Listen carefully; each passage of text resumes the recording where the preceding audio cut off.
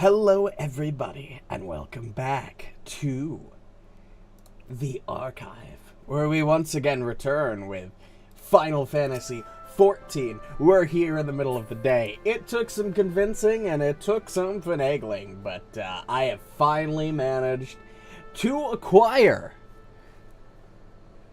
an on-night in the middle of the week, so I can actually be back to streaming at about 7:30, 8:30. I know, great. We're going to be back to actually doing a 4-hour stream every week. Hopefully 2. They didn't guarantee me 2 days, but they said they'd try. So maybe every other week, or maybe every week if we get very lucky, we'll be back to streaming twice or for 3 or 4 hours. Now, we haven't done it in a while, which is why we're going to take it a little easy tonight, okay? We're going to not go too long. We are going to go. Here's the deal. We're going to go until 11:30, which would be my normal end time for stream starting at 8:30, 7:30, or until we finish up the post-Stormblood MSQ. I will be honest, I didn't look into what's happening. I just looked at the volume of quests left and realized we didn't have too much left to do. So we're either going to go until we finish, or if we get very close, we'll just push through a little longer. We'll stop at around 11:30, 12 o'clock, hopefully, if it takes the full time. If it doesn't, we'll finish up a little early. I don't want to immediately go back into, being here for 3-4 hours, because I haven't been used to it, but we're going to slowly build back up to it over time. Things are going to be great. Perfect. The other advantage is, since I no longer have to worry about closing 4 days in a row, more like straight on our busiest time of the week, I should have more energy and I shouldn't miss as many streams. Great in theory. I don't know if it'll actually stay that way. We'll figure it out, but for now, we're just gonna go. We had a big a cliffhanger last time. Urianger agreed to meet us at the Rising Stones. If any of the others heard the voice, we'll find out soon enough. Good luck. I should get back to meeting with the elder seats here, but if there's anything I can do, anything at all, you must let me know, alright? Promise me?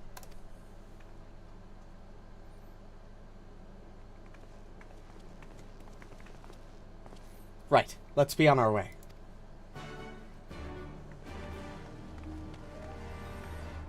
Now, I'm a little tired tonight, because, in order to not do a closing, I had to get up really early in the morning. But I stuck in a quick nap before we got on, so we should be good until, until 11:30, as per plan.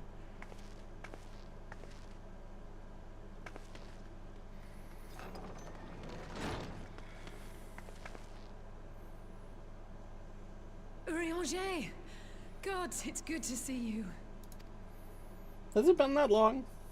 Would that our meeting were under happier circumstances. I judged the voice sufficient cause for concern even before you sent word of its effect on our comrade. Yeah, I mean, it was powerful enough to basically to bring us all down for like a minute, which is, not an easy feat. Assailing a bunch of random's minds for a minute that is painful enough to completely cripple them for that minute. It could be incredibly dangerous for us. Aye, and all but certainly at the selfsame instant. Alas, pained as I was, I could make little sense of what few words did then reach mine ears. Especially when it apparently works across a seemingly untethered distance, given that was all the way in Alamigo, and we're in Mordona right now. Which I know isn't like halfway across the world or anything, but it's a full continent away. That I cannot say, not when so little is known. Ere I indulge in speculation, I would examine Thancred with mine own eyes. Makes sense. Yeah, you'd want to confirm. Then, without further delay. So we walked all the way here just to walk all the way back. Gods, this is inefficient. One other thing. Or inefficient. During my visit to the Far East, I observed a strange phenomenon. Thou referrest, I presume, to the localized reduction in etheric density. Well, that spares me the trouble of an explanation. Yes, I noted precisely that at two apparently unconnected locations. I take it the phenomenon is not limited to the Far East. Clearly, because he hasn't been there, and if he knows about it without anybody telling him, then it would have had to happen somewhere else. Indeed not. Of late, our agents charged with surveilling the beast tribes have spoken of little else. In every corner of the realm, they tell of places in which the ether hath grown thin. Well, I guess if it's going to grow thin in any place, Naturally, my avoiding the, suspicions first turned making to it harder for primal the beastmen activity. to summon primals But is the good. areas thus affected betray no evidence of summoning. I must confess to being quite perplexed. If the same phenomenon is being observed in multiple locations on opposite sides of the world, we may safely discount regional factors. Needless to say, this warrants further investigation. Yeah, ground losing ether. I remember Final Fantasy 16. That's not good news. That's bad. That's not good. I shall make it my task to. Oh, it's happening again. Only to Urianger. It calleth to me once more.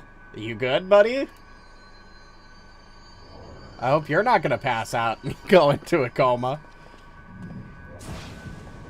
Buddy?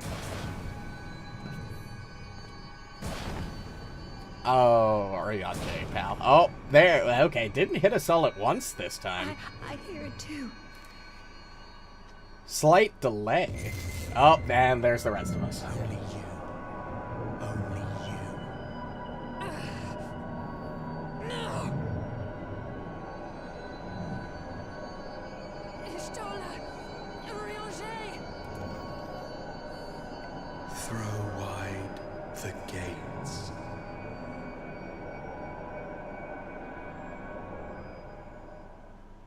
Yeah. Yeah. No. No, this can't be happening! Oh, Urianger. Oh, and Y'shtola? Oh, that's bad. That is very bad. We're dropping like flies. Urianger! Open your eyes! It's like, what, 3 of like 8 of us? But when it comes to people with the Echo, that's even less, because not all of the Scions have the Echo.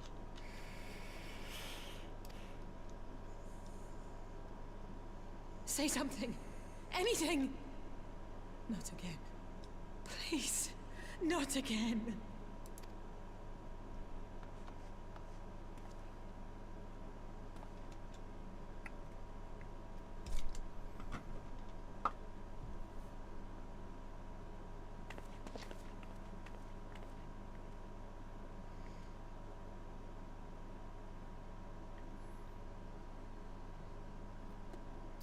Did not expect 2 more people to drop like flies that quickly. I was expecting at least a couple quests, not literally immediately.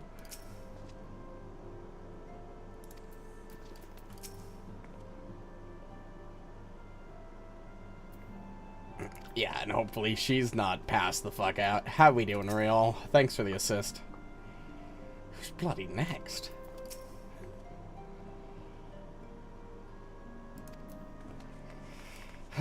Well, something tells me we're going to be the last to go, realistically. If we go at all. I mean, it seems like it's what it's leading up to, because it's knocking out everybody who's helpful to us. Sorry, Alice, it's coming to you, I'm sure. You'll get knocked out soon enough, right? It happened before your very eyes, my lady. None here would have believed any differently, or behaved any differently. We have borne the two of them to a private chamber. Tell me, is it true that Master Thangwood languishes in the like state in Alamigo? I'm afraid so. Though given the circumstances, it would seem best to observe them together. I will send word to Lys that he should be brought here. Take heart, my lady. The world is full of scholars and knowledgeable folk of every persuasion. Someone out there is bound to know what ails our comrades and how it may be cured. Thus we will rouse them, no matter what. That we will, Nori. That we will. But first things first, our comrades will have questions. May I ask that you explain the situation to them? I must attend to a private matter.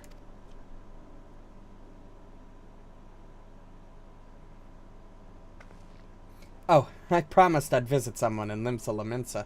He's been waiting at Maelstrom Command for a while now. You know, you should come along too. I think he'd be glad to see you.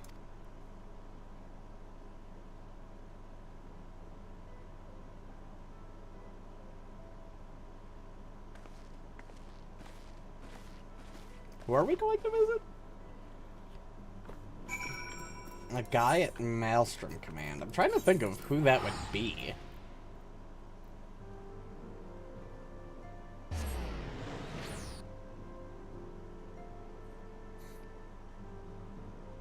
I had to fuck with my muscle memory a bit there. I've been playing on my ult so much that I'm used to just returning to Limsa, not necessarily teleporting here.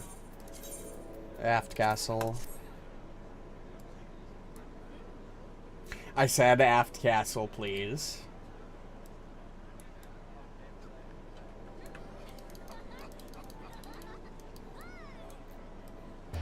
Thank you. It just took it a second.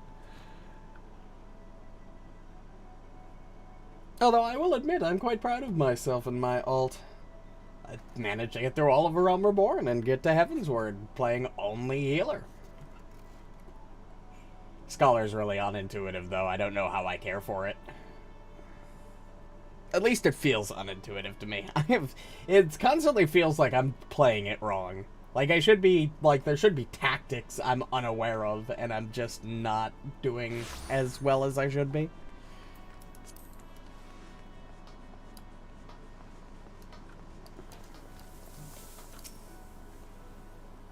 As you've probably guessed, it's Gabu we've come to see.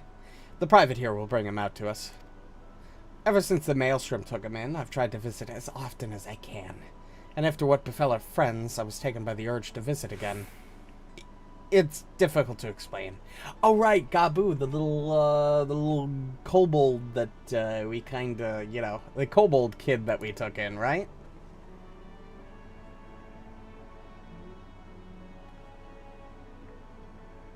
I almost forgot we did this.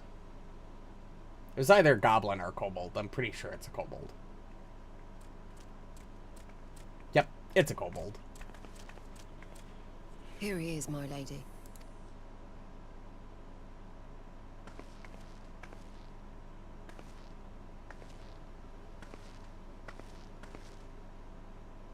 Gabu, it's been too long.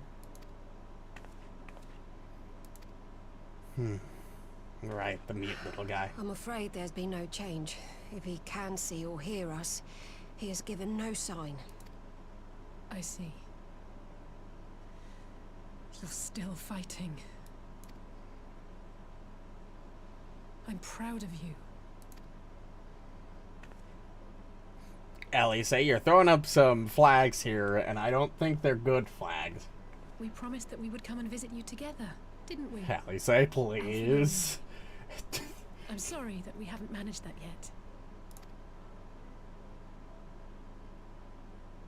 You know, with the three of us like this, does it not remind you of that night? Of the stars beyond count twinkling in the heavens? Yeah, I am reminded. I was feeling pretty low back then. Powerless. But I knew that my brother was close by if I needed him, and that the others would be waiting for me back at the Rising Stones. Yeah, you know, I didn't realize that this is probably very hard on you, having just that your brother just vanished, and now all of our friends are falling into comas. Not exactly a good series of events for your mental health, huh? Not like now.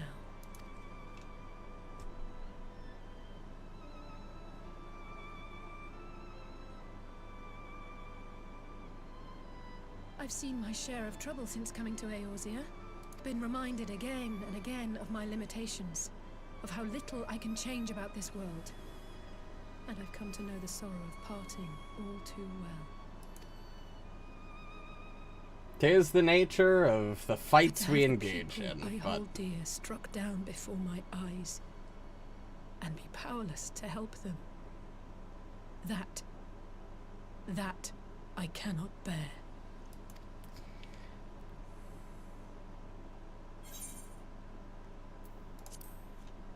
don't worry. I'm still around for at least a little longer, so you got me. I know it's not No, I much. don't, you're right. It's pure arrogance to imagine I can solve everything by myself. You'd think I'd have learned that by now. Thank you. I don't know what I'd do without you. Again, you're still throwing up these flags that are really starting to concern me. I kind of just follow where everybody tells me to go. If everybody goes away, I don't know what the fuck we're gonna do.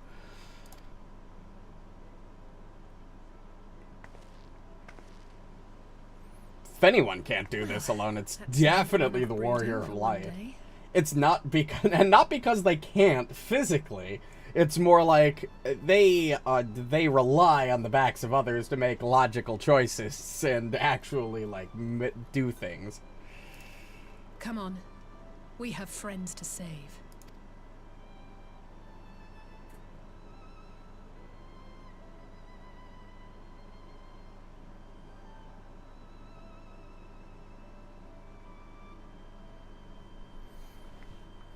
Honestly, with the way Alice was talking there, I fully expected her to fall into the coma at the end of that cutscene. Let's return to the Rising Stones and take it from there. Thanks again for agreeing to come. It meant a lot to me.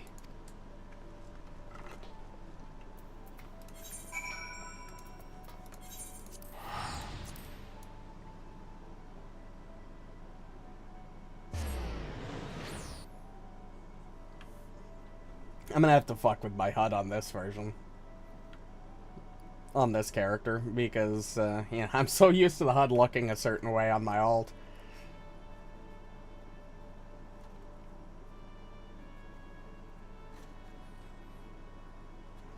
I also did something I never thought I was going to do again. I started the relic grind again for Realm Reborn. This time with the Scholar book. Honestly, you know, it's not taken me nearly as long to get to book step. I will say that. It only took me one evening to get all the way through, like, Atmos step, so it really kind of isn't as bad as I remember. I think I was just getting really fucking unlucky with the Atmos step. Because it's like a 20% drop chance per area, which isn't great, but it's still, like, decent, like 1 in 5. And unlike the hour and a half it took me to grind them all out on my main the first time, it only... well, no. It took me only an hour and a half to grind them out on my alt. On my main, I think the first time I did it, it took me like 6 to 8 hours of grinding. I was really unlucky. But now I've got book step, and we know book step. Especially playing as a scholar who isn't overleveled. The one advantage I had with Black Mage was it was like at level 80 by the time I started the relic grind, so I just did all the dungeons solo. As a healer, and only at like level 58, I'm not going to be able to do that. I will begin by reaching out to the myriad guilds and get research institutions here in Eorzea. Additionally, Grandfather and Minfilia had a wealth of connections between them, and I mean to explore those avenues too. We'll find a way to save everyone, mark my words.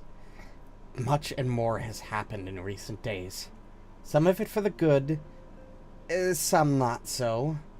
But all around me, people continue their fight.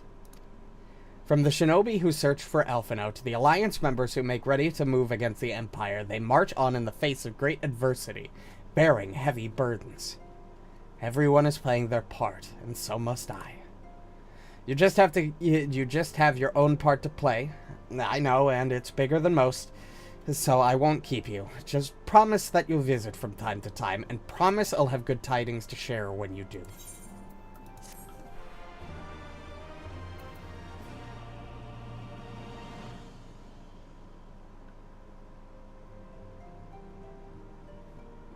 Cutscene. More things happening. Up, back to the Garleans. Oh god, what's happening now?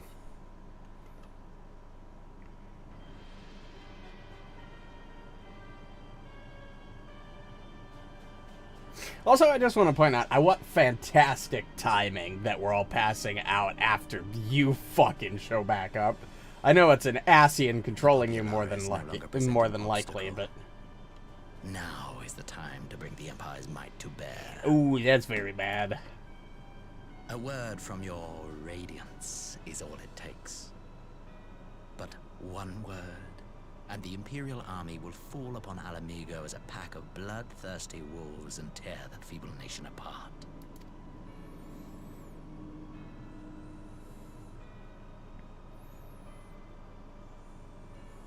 Don't look too happy, Mr. Emperor. No words for me.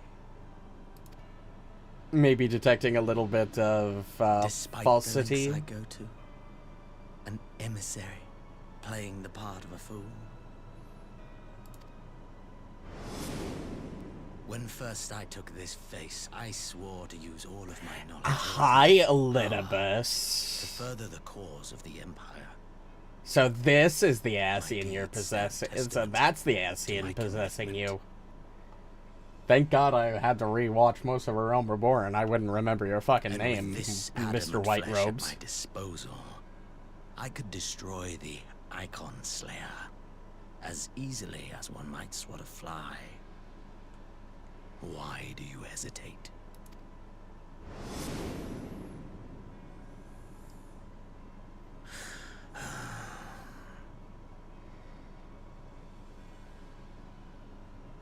Our enemy is resourceful. Though victory is certain now, it will not remain so indefinitely. Deliberate if you must, but be quick about it. We'll speak again when you have unburdened yourself of doubt. Until then, I take my leave. Father. I wonder if his lack of response isn't on some level actually giving a shit that you're piloting around his son's body, his corpse.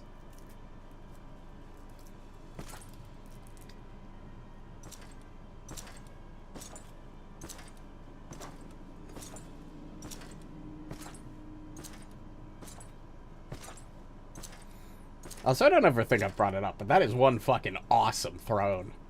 I should be the one to sigh. Hi, real Xenos, I presume?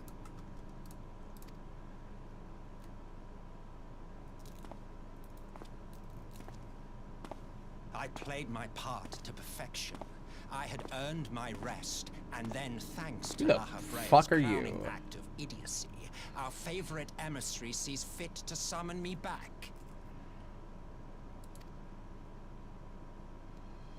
Elidibus was ever a warrior. A most tiresome trait, would you not agree? Hi, you're new.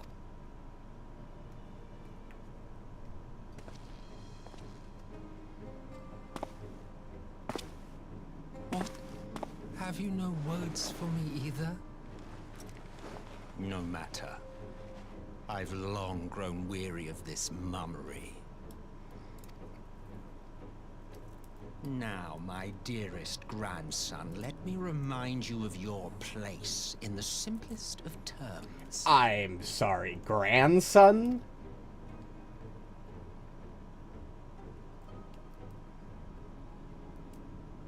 I mean, yeah, you do have a Garlean not eye. make judgments, you administer them.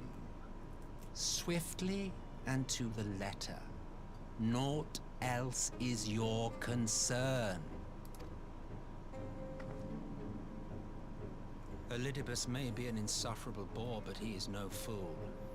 His choices as emissary seldom err.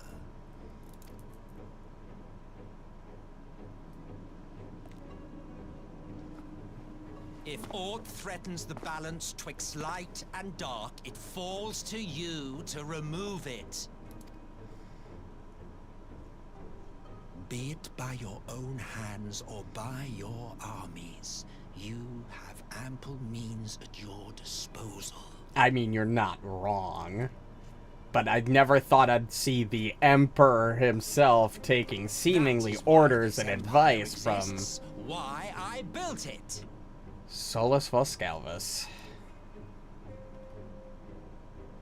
Oh dear. Have I touched a nerve? You always were an easy one to read.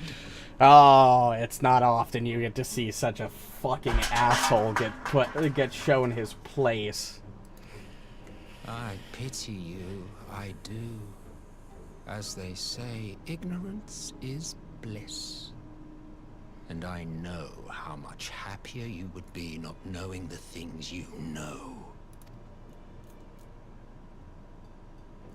The founding father was an Ascian, and he created the Empire solely for the purpose of sowing the seeds of chaos.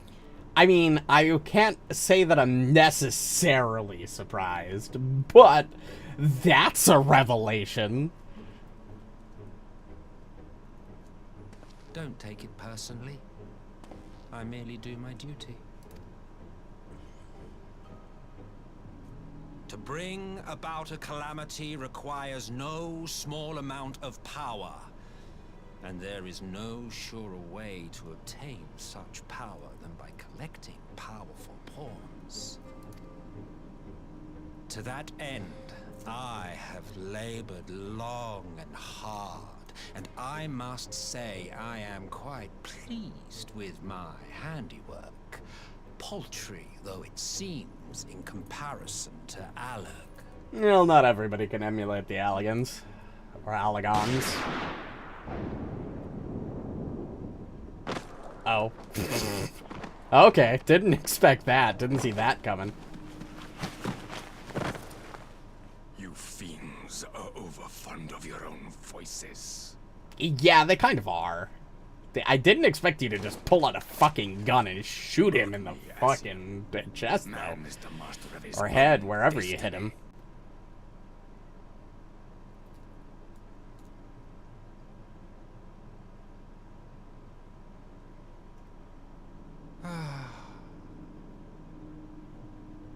Such a waste of time and energy. Oh, you're just unfazed Both by that, yours huh? and mine. He doesn't even seem surprised. I mean, yeah, you can't really kill an Ascian with a bullet. Lest you forget, you are Emperor now. If you wish to spout drivel about man's destiny, save it for the masses. It will serve to give them a sense of purpose, and you pliant pieces for the game.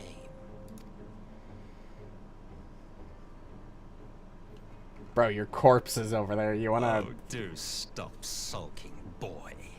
You, of all people, should understand.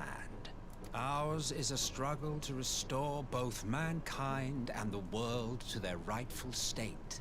Viewed thus, our goals are one and the same.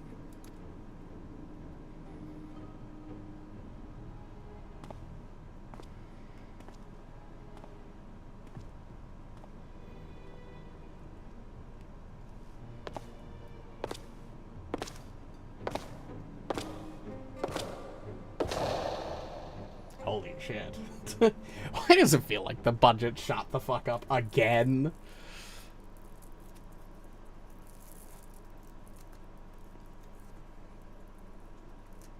Meanwhile, at a resistance encampment somewhere in the Empire. Oh, Elfino, how's it going? Good to see you're still alive and kicking. And out of the burn. Nice to see, nice to see.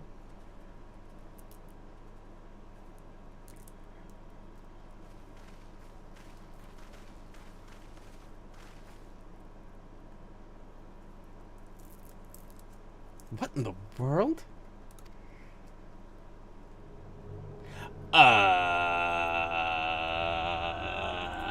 That's not... That's very bad. They're all dead.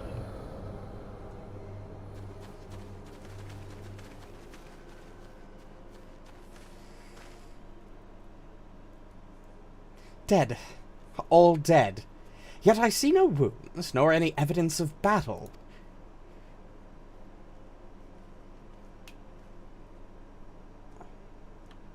Yeah, no blood, no wounds, just empty eyes and vacant stares.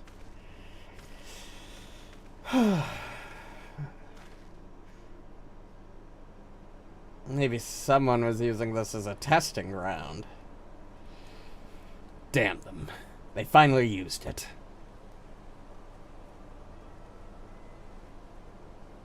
The Empire developed an alchemical weapon in Garabania. A gas.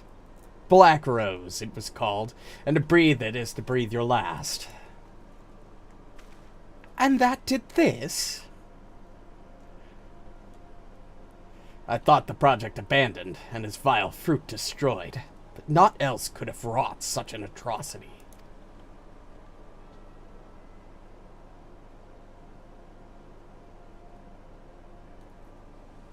Fools. What do they hope to gain with this butchery? Can they not see that a rule is won through terror and will not endure? How many more provinces must they lose?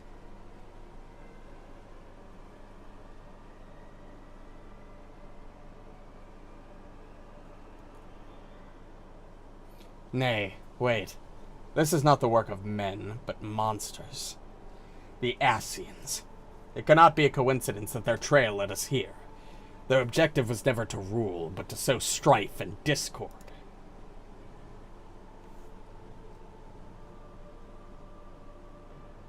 Such a crime does indeed bear the mark of the bringers of chaos. Black Rose cannot be allowed to kill again.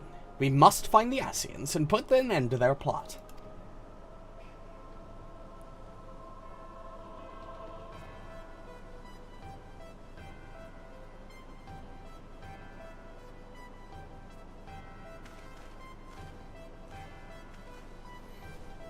Not even gonna try burying the corpses? I mean, there are a lot of them, and it will probably take us a while, so I guess that's fair.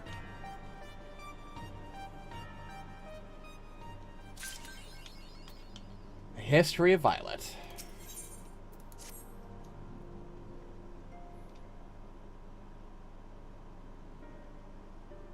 I'm glad you've come, though I'm afraid there's little in the way of good news. It's fine. I didn't expect much. It's been all of like After you 10 left, minutes. We reached out to both the Alchemist's Guild and Stillglade Fane and attempted all manner of treatments. Wow, you worked fast. I know there was a patch between that But the and results that. were always the same. Whatever the Month answer or is, two, probably. It's not alchemy or conjuring. Why did it have to be Y'shtola and Urianger and not me?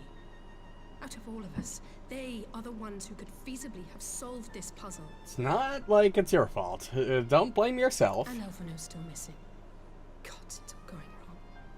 Where do we even start? Hey, at least the Garleans haven't pushed back. They're going to definitely be pushing back very soon. I know that. I'm just saying that now as a sort of confirmation, sort of a, you know, at least it could be worse. It's going to be worse. But, you know, it could be worse. A grave situation indeed. Might I be of some assistance? Cryle? Cryle! It's been a minute. I don't think I've seen you since, I did not think you well enough to travel. since we saved you from that, weird, experimentation pod, I think. When word reached me of the plight of our friends, I could not well stay away. As a fellow scion, not to mention your erstwhile mentor, this is one of those times you should feel free to call on me, regardless of my personal circumstances. Yeah, until you fall into the coma too in front of Alice and make everything worse. Yes, I should have thought of that. Nobody Thank you can... for coming, Cryle. We would welcome your insight. I wouldn't blame you for the short-sightedness of not, reaching out to Cryle. I mean, yeah, it's been a rough bit. It's been a rough batch.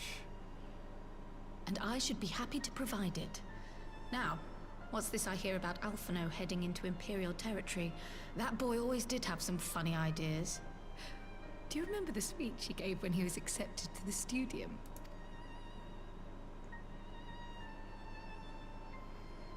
My life's goal is naught less than the salvation of this star. That certainly sounds like Alpha now.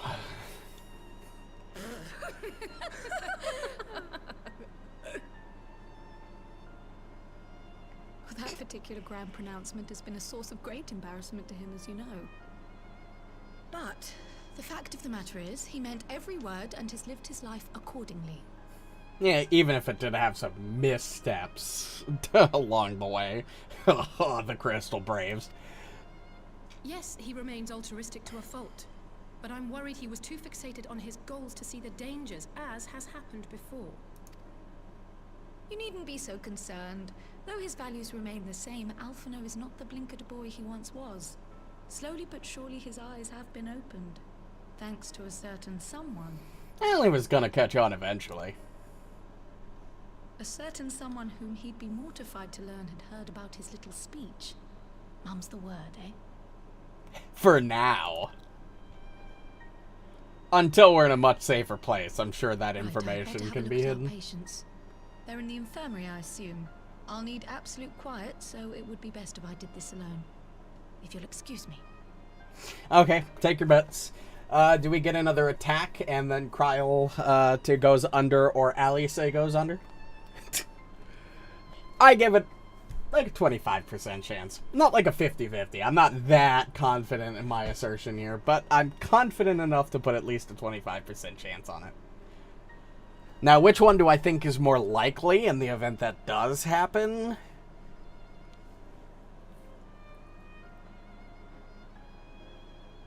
I could see it go both ways. Clearly, they have just a knack for traumatizing poor Alice in the last story patch or two. So, I mean, there's a decent chance. If it does happen, I would first assert Kryl, but Alice is not far behind for that exact same reason. Maybe they want to, I don't know. We'll see. I'm making predictions when I should just be playing the damn game. Honestly, I forget that there's a door there half the time. Mainly because if it's a door and you can't go through it, is it really a door or is it just set dressing?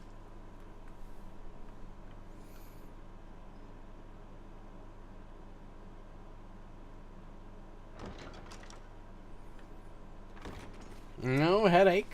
Well, that's good. All three are in fine physical health.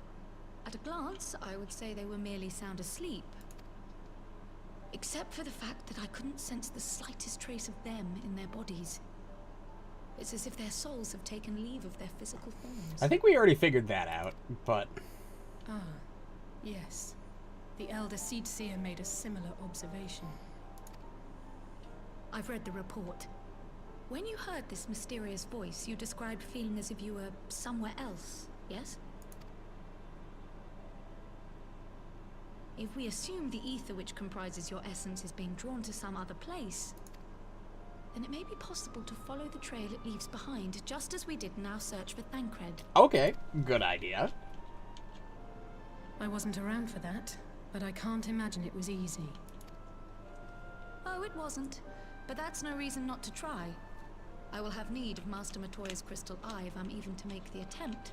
So, I suggest we pay her a visit.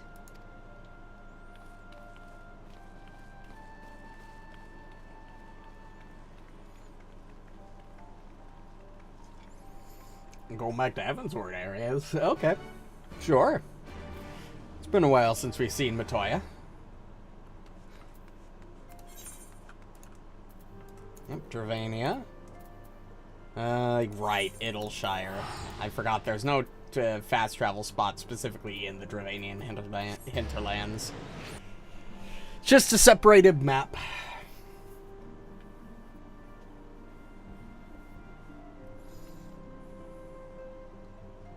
Every time we're gonna be in a situation we're in a cutscene, this is. I'm gonna think: is anybody gonna do it? Is anybody gonna go this time? It's a time for another one to drop. Hello, Idleshire. Ignore the fact that I have mail. I'll pick it up after the stream.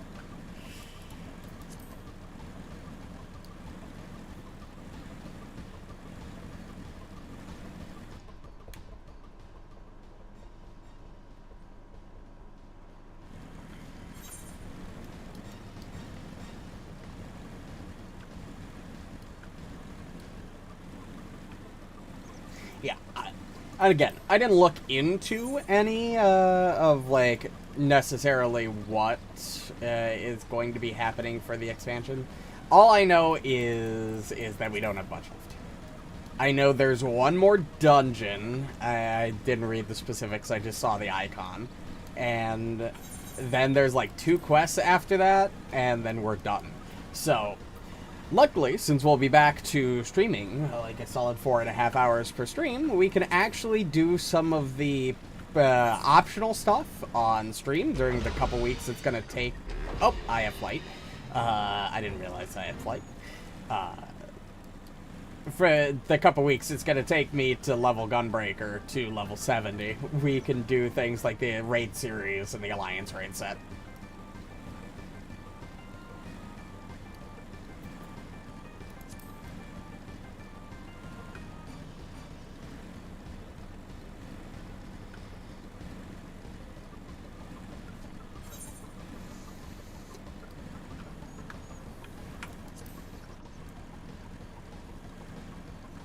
Well, realistically, depending on how much progress I make on my ult with the story, I might have to move just immediately on to Shadowbringers in order to ensure that I'm not making more progress on that than I am on this.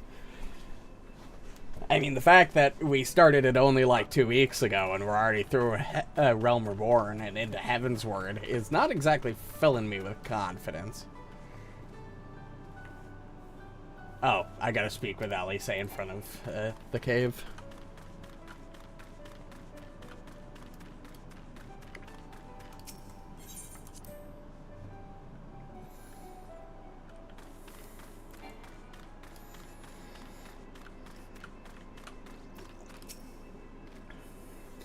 I'd heard Master Matoya was something of a recluse, but this seems extreme. I'll happily overlook her eccentricities if she agrees to help us.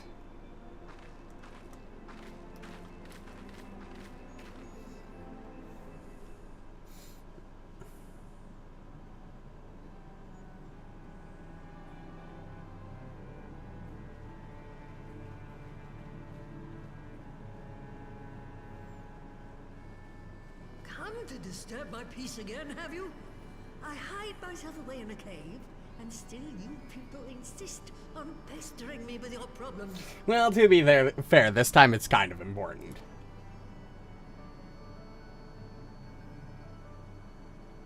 Oh, I mistook you for young what's-his-name, but I see now you're the sister. Weren't you supposed to be the lively one? I've seen happier faces at a rain-sodden burial.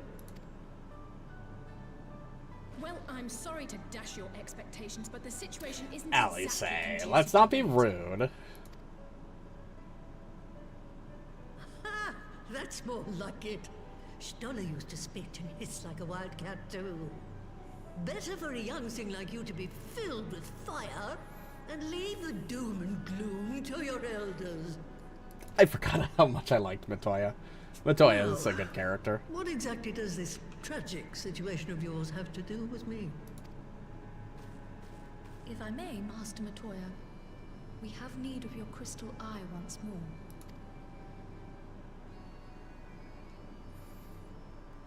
Yep, souls are being plucked from bodies and taken who knows where. And Stoller is one of the inflicted, is she? Very well. She may be an ungrateful stray, but she's my ungrateful stray, and I'll not see her buried before I am. Good on you, Matoya.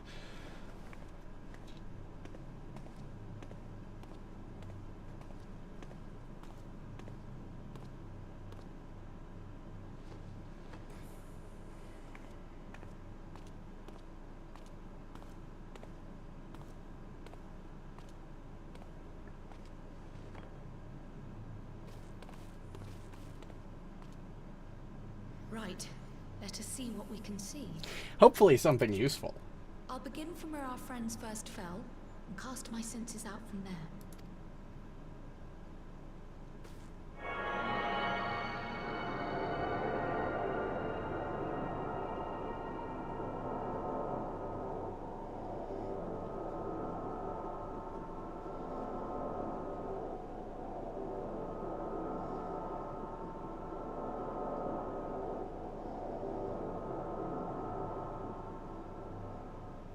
That's not a good look.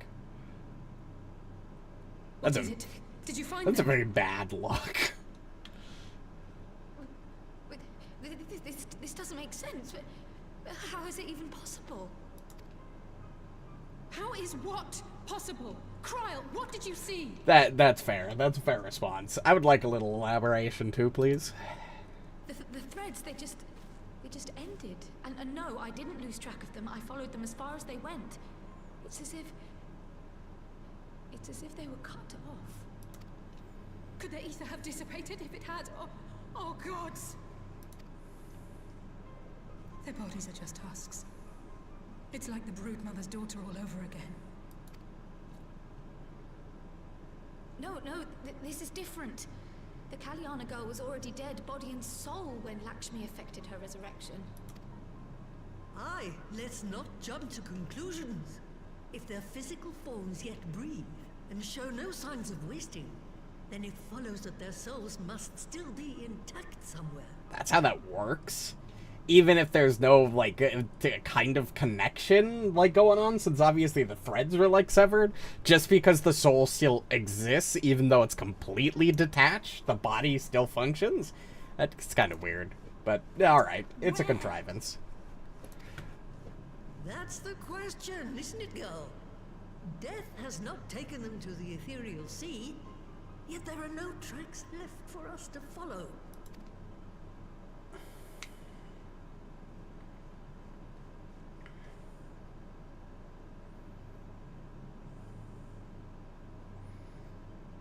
We're no closer to an answer than when we started. But knowing their souls are still out there is progress of a sort. We just have to keep looking. That's true. The connection being severed means that they're not in the ethereal sea. And the body still being, you know, not husks and not essentially decaying and still living means that they're somewhere. So their aether hasn't dissipated. So they're not dead, and their souls haven't moved on. So where the fuck are they? Pray, excuse me a moment. Yes? I remember, but...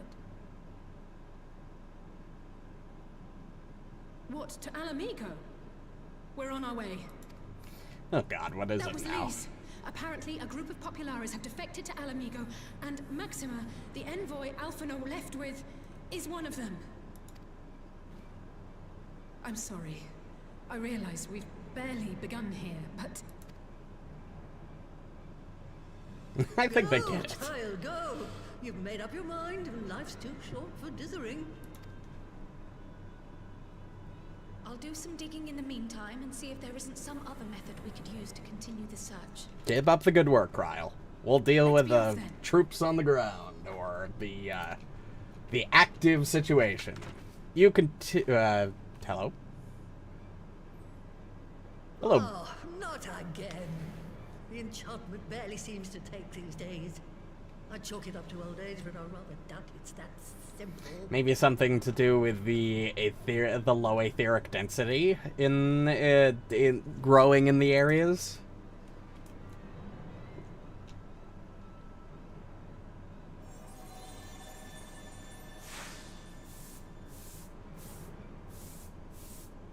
Before they took ill, Y'shtola and Urianger were sharing notes on a thinning of the ether. It seems to be happening all over. Does it now?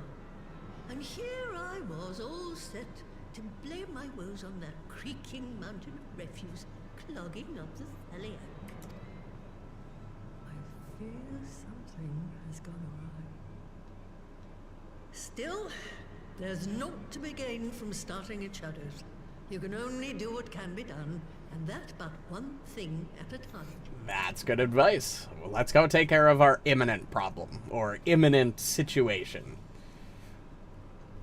There's nothing we can do for everybody else now, so we might as well work on things as they come up. So that was the woman who tamed Y'shtola. I had the distinct feeling of being grabbed by the snuff of the neck, and having the scruff of the neck, and having the nonsense shaken out of me. When Alphino is back, I'd like to visit again and ask her what tales she has of grandfather.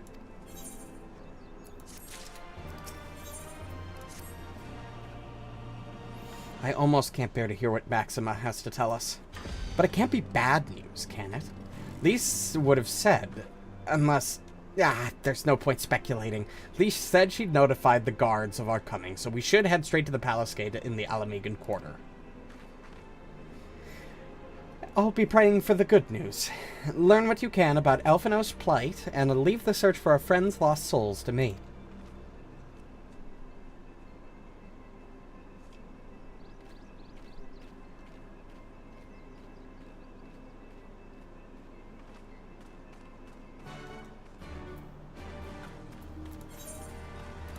Defector's Tidings.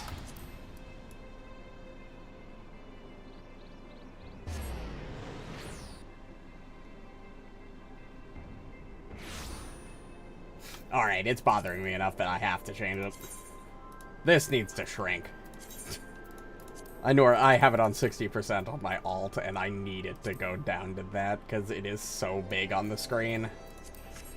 Oh, that's so much better.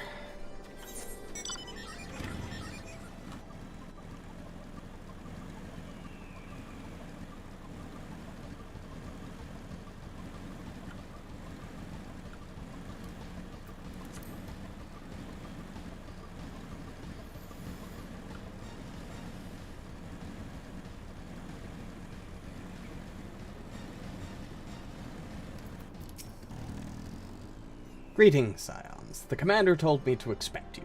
Shall I show you in?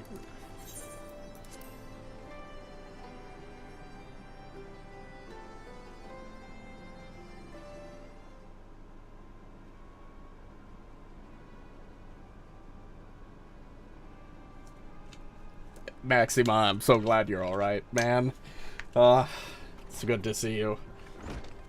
Chillest Garlean motherfucker I've ever met. I'm sorry to drag you halfway across the realm, but when Maxima mentioned Alphino, I thought you'd want to hear the news in person.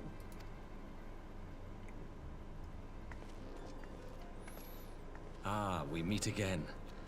Though I was hoping our reunion would be under more auspicious circumstances. What happened to my brother? Where is Alphino? Straight to it. I can't blame him. Never fear, my lady. Your brother was in fine health when I took my leave of him, and I have no reason to assume that has changed. You assume? I mean, he can't tell you information he doesn't know. I get that you're worried, but think rationally, please. If you will allow me, I shall endeavor to explain events. Our troubles began not long after we departed Doma. While crossing the burn, we were fired upon by the Emperor's personal guard and forced to make an emergency landing. As we stumbled from the wreckage, our attackers fell upon us again, and we would have perished there and then were it not for the intercession of a third party, a band of mercenaries whose leader claimed to pursue a vendetta against the Ascians. This shadow hunter, as he styled himself, then escorted us out of the wastes to relative safety. Upon arriving back in civilization, I gathered my Popularis colleagues and prepared to flee the Empire. Master Alphino, however, declined the invitation to join us, preferring to continue his investigation into the Ascian threat. Given that the Popularis seems to be like 5-6 people. At least he's not lying in a heap in the burn. And the fact that Xenos made it sound like they had eradicated them, I assume you're all that's Tell us more left. about these Ascian hunters. Who are they? And is Alphino still with them? Probably. I mean, how would he know one way or the other? As to who they are, I'm afraid I have nothing to tell you.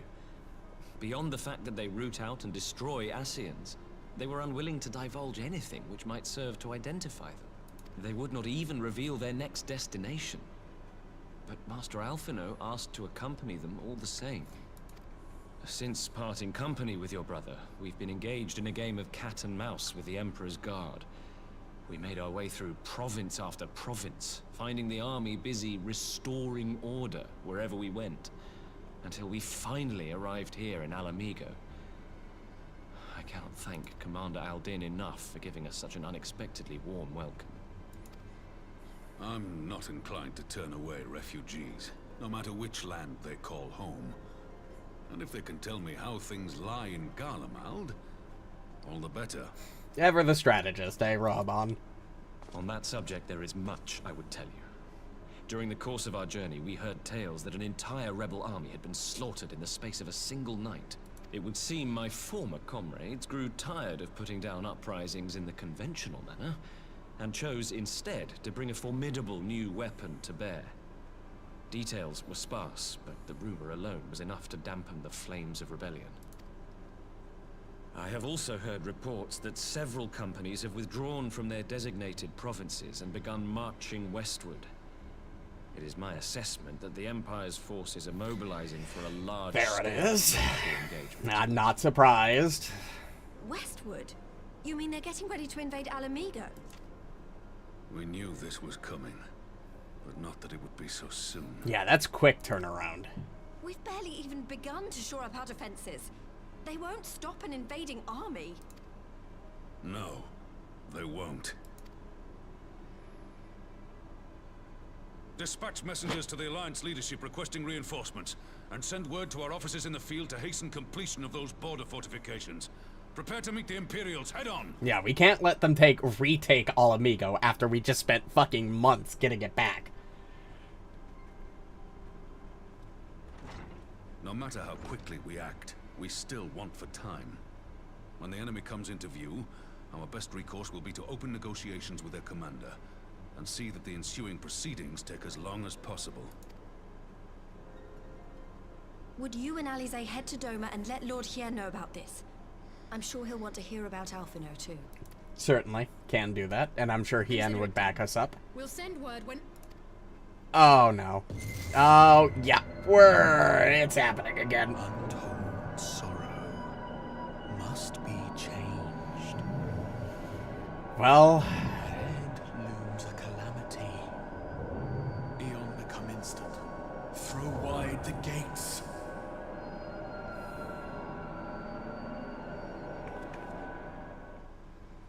Oh, you didn't pass out. That's good. You heard it too. Well, at least we're still fine. Well, at least we're both still standing. I don't know who else is left of the Echo out there that we need to check in on. Probably Kryle. Oh, thank the gods. I thought we'd lost you for a moment there. Why does this keep happening? Fuck if I I know. wish I knew. Nothing we've tried has brought us any closer to an answer. We'll keep working on it. But first, we need to go and see Lord Hien.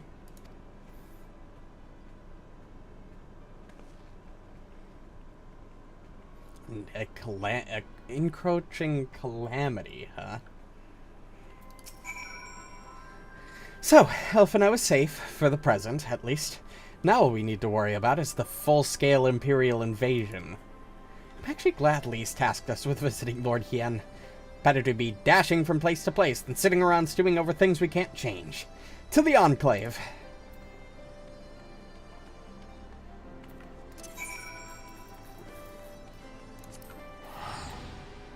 Doman Enclave?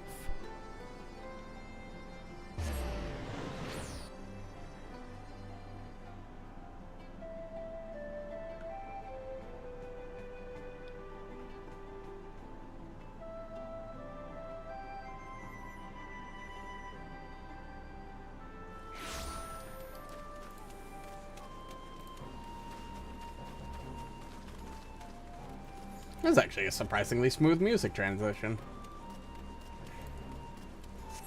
I still need to pick up that at some point.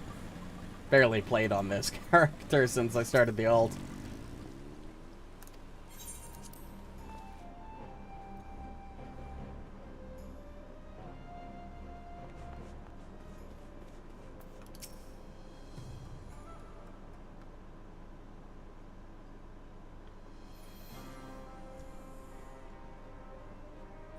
Greetings, my friends. I was just discussing future endeavors with the members of our newly formed alliance.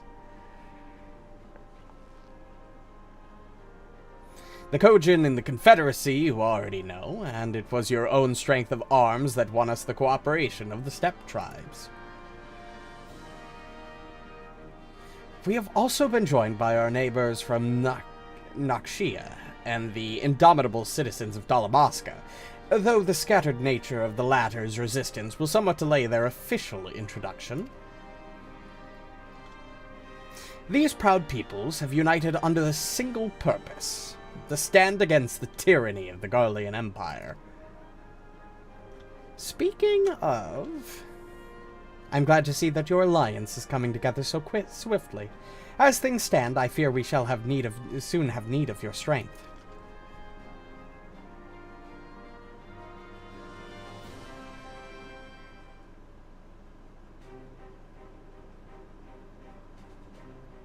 I thank you for bringing me news of Alphino. His fate was never far from my thoughts, and not only because he is our emissary. As for the sudden deployment of Imperial forces, I agree that Alamigo would be wise to shore up its borders with all haste. Every report we receive from our shinobi indicates an amassing of troops in the western provinces. It seems all but certain that the Empire is poised to bring its fist down upon Eorzea. And yet I would help deflect that blow. But I cannot risk sending reinforcements just yet. We will remain vulnerable to airborne assault until our wall in the burn is in place. The all-important Allegan energy barrier. The energy barrier, yes. I thought to call it something more auspicious. Name drawn from the four Lords of Legends, perhaps. Seriu's Aegis, or some such. Well, just a thought. The Ironworks engineers report they have finished calibrating the generators and are ready to proceed with the testing stage. Have you time to attend the first test? You have seen the field which protected Azizla firsthand, and I would be interested to hear how you would think ours compares.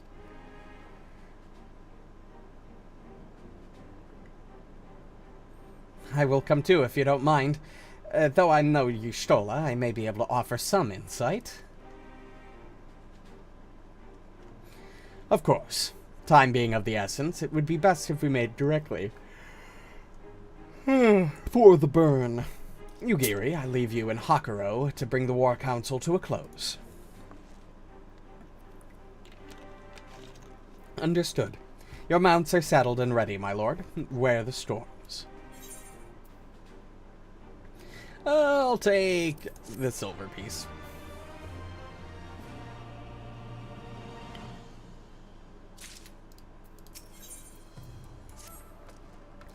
We will cross the burn by Yol and Falcon as before. Join me at the overlook near the House of the Fierce.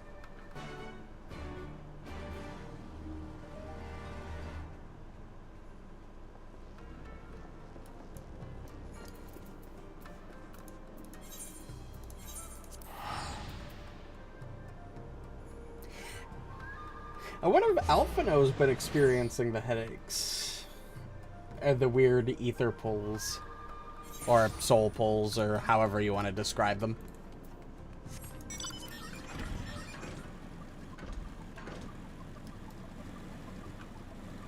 We haven't seen him experience one. But if it can catch Urian J when he's at the Rising Stones while we're in Alamigo, then surely they would affect him in Garlemald.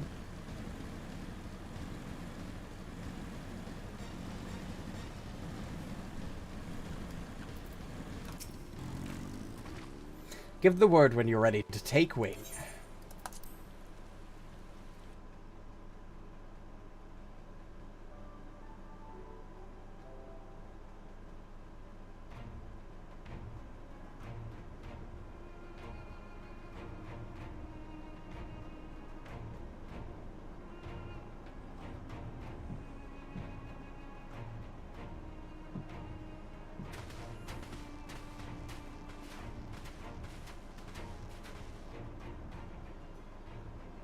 It seems the engineers have matters well in hand. That's the Garland Ironworks for you. Should the barrier work as we intend, Doma will be free to reinforce her allies in Alamigo without fear of weakening her own borders.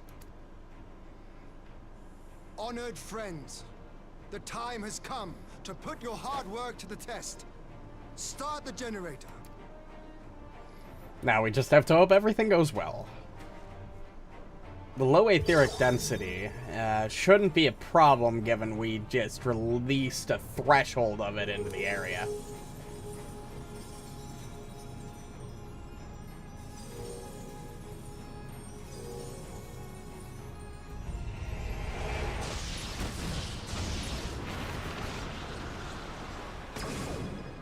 Oh yeah, that Node 1 is works. operational. Nodes 2 to 8 are reporting similar energy levels. The barrier is forming. Finally, something goes right for once. 1,000 yards. 2,000. 3,000. Expansion remains smooth. No fluctuations detected.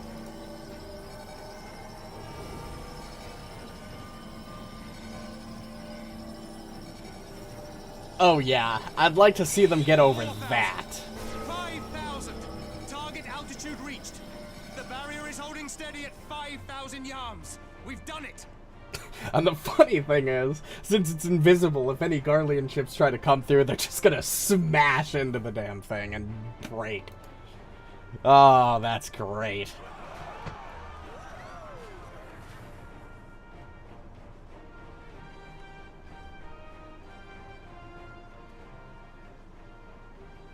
Is that an Imperial airship? Of all the rotten timing. But this is a gift, Mistress Alize. They can test our new wall for us.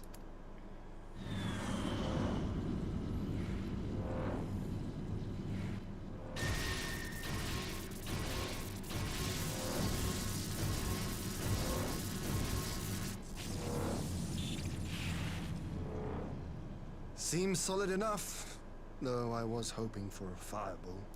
Well, we don't know who's on board that ship yet, so let's not count our... let's not, I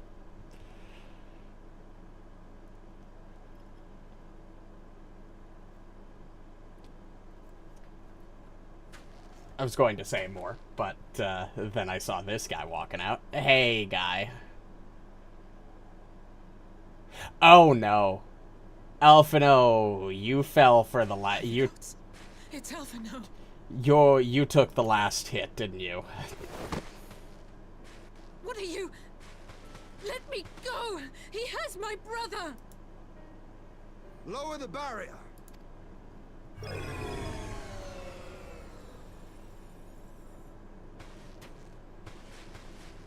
Yeah, she would have run straight head first into the damn thing.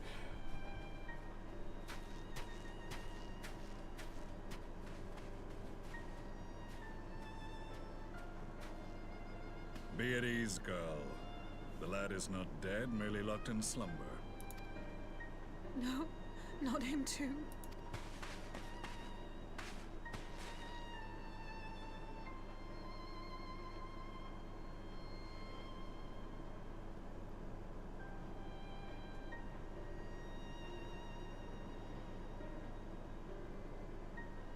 We could identify no cause and found no remedy. Thus I sought to return him to Doma, and into the arms of Lord Hien himself, it would seem.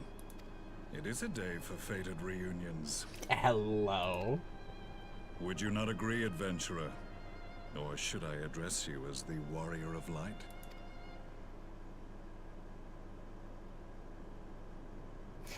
I've kind of figured who this guy was, given the mask. Hi, Gaius. Honestly, I'm surprised you lived through the explosion. Aye. Gaius van Baelsar, the Black Wolf. That was the title I was given. One I have long since relinquished. No hard feelings, right? Stand down. The legatus of the 14th Imperial Legion died in Castrum Meridianum. I am no more than Gaius Baelsar, a man without rank or allegiance. Impossible. There's no way you could have survived. That's the great question. How the fuck did you make it through that? Do you remember how it unfolded? For the most part, you know. We were standing in a big thing. The whole thing exploded. My Magitek armor saved my life. And then, you know. How I was deceived by La Habrea? How I was convinced that reviving the Ultima weapon would allow me to bring peace to Eorzea? Yep. The Ascian used me, as he used so many others, all to further the restoration of his wretched god. Yet even with the might of Alec at my command, you bested me. And as the Praetorium went up in flames, I was content to burn along with it. For a moment at least. A moment of folly. To surrender my life thus would have been to betray all who died for my cause. It was for them that I dragged myself free of the rubble, and swore vengeance on the Ascians. Well, better than swearing vengeance against me.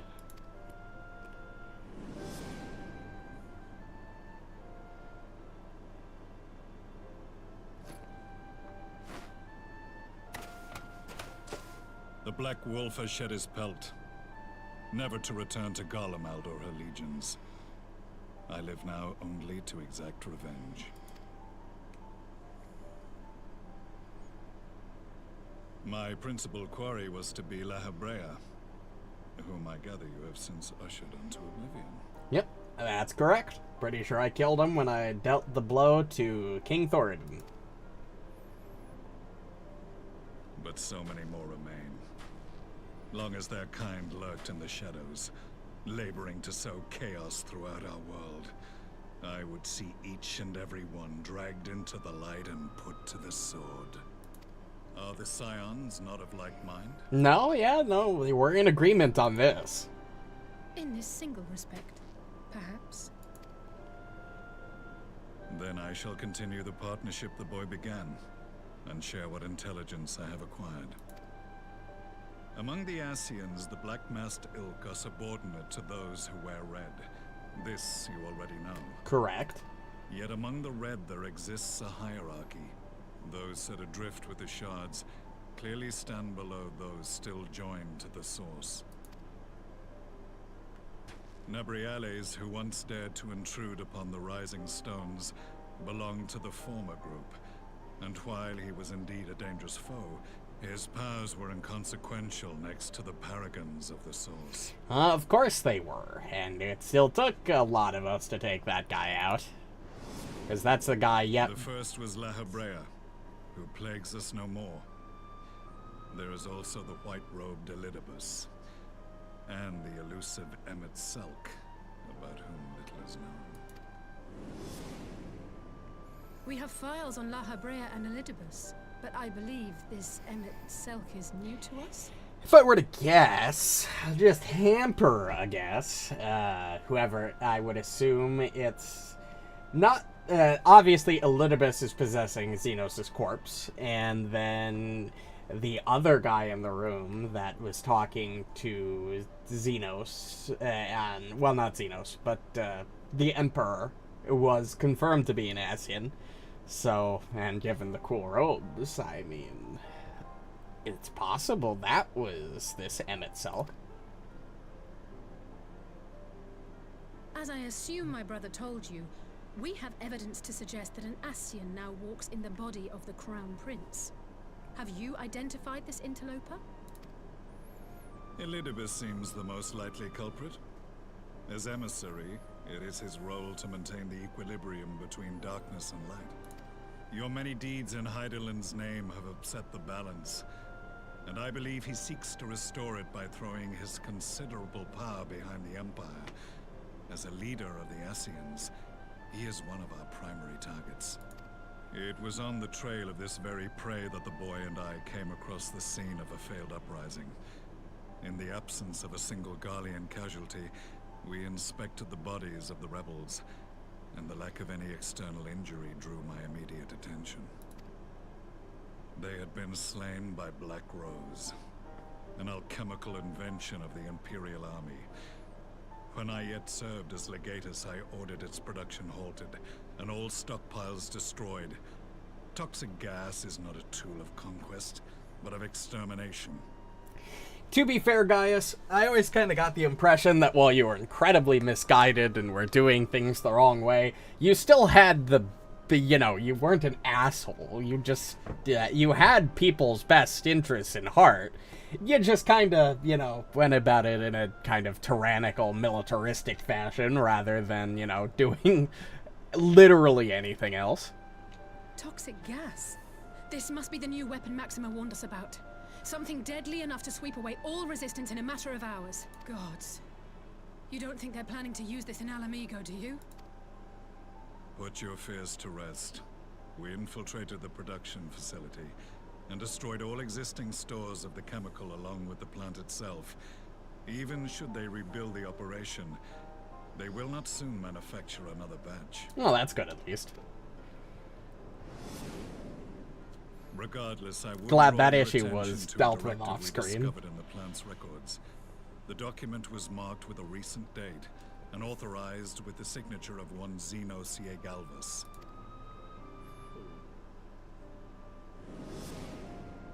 A dead man signing the death warrant for thousands.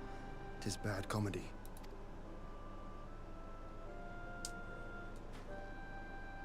But the tale does not end there. Within that same facility was a chamber filled with devices of elegant design. Cloning technology, we realized. And what should we find in each and every incubator? But a young Emperor Solus.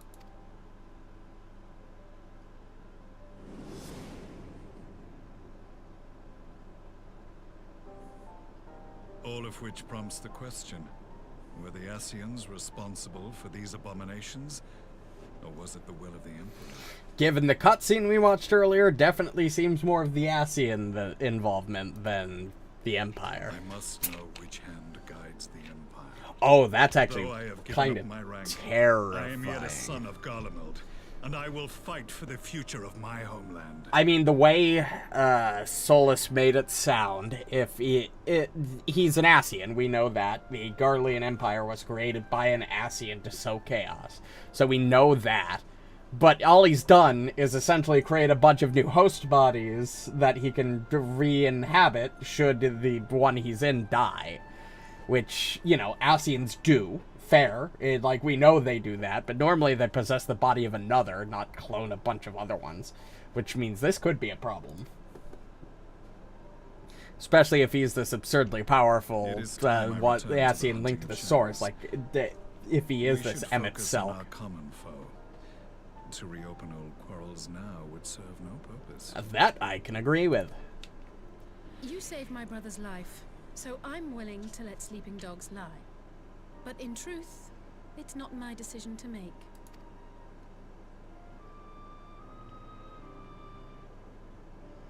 We gonna get an actual dialogue choice? There are more important matters at hand. I'm not unreasonable.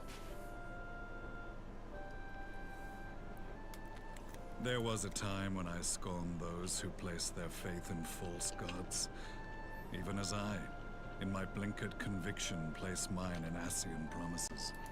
Can't fault like you. yours, my strength of will and my restraint was found wanting.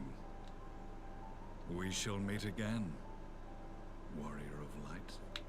Yeah, plus there's really no point in, there's really no point in us duking it out and for, to see which one of us is stronger, because we both already know who would win that little spout.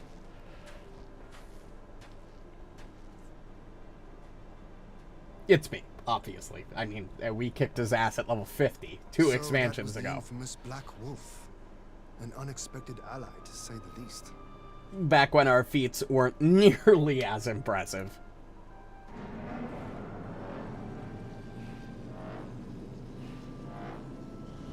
Well, I am content to leave the fine-tuning of the barrier to cleverer minds. Let us bid our friends from the Ironworks farewell, and see what can be done for Alphino back in Dorma. Probably not a whole lot. But at least he's confirmed to be, well, not safe, because we don't know where his soul is yet, but yeah, at least we have the body, or the shell.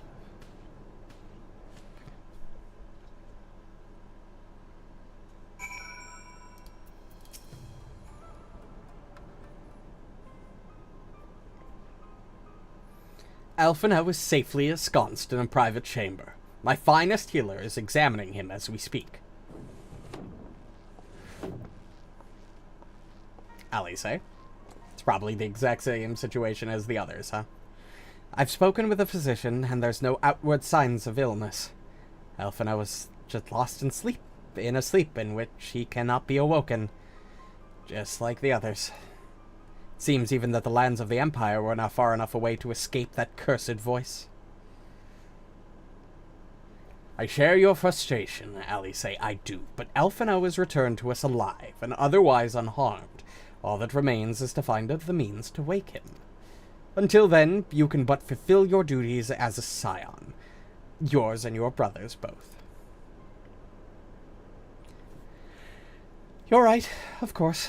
There are arrangements to be made, and little time to make them. To business, then, my lord.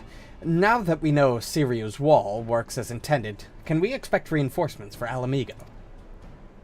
You most certainly can. As promised, we will send troops to bolster our allies in Eorzea without delay. Pray be aware, however, that they will not arrive without delay. Save for some few who boast teleportation magics, the bulk of our force must be transported by sea. A lengthy voyage for which the smaller vessels favored by the Confederacy are ill-equipped. Accordingly, I mean to enlist the assistance of the East Aldernard Trading Company in finding suitable ships. As for navigating the distances in question, we are in the happy position of being able to call upon those who plotted the course of my people's exodus to Eorzea. Beyond the procurement of ships, I think it unlikely that our East Aldernard friends will consent to any involvement in military operations. But I am certain they will afford Alphino a berth aboard one of their vessels. I will have a Churgeon accompany him every ilm of the way to the Rising Stones. You have my thanks, Lord Hien. Ugiri, I will go on ahead with our friends to Alamigo. Enlist all those capable of teleportation and put them at the disposal of the Eorzean Alliance as soon as possible. They will form the vanguard. Yes, my lord. This is exactly what we hoped for. Lys and the Alliance leaders will be glad to welcome the combined strength of the East.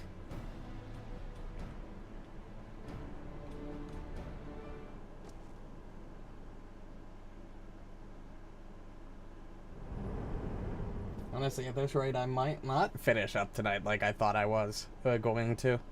Lots of cutscenes. Long cutscenes.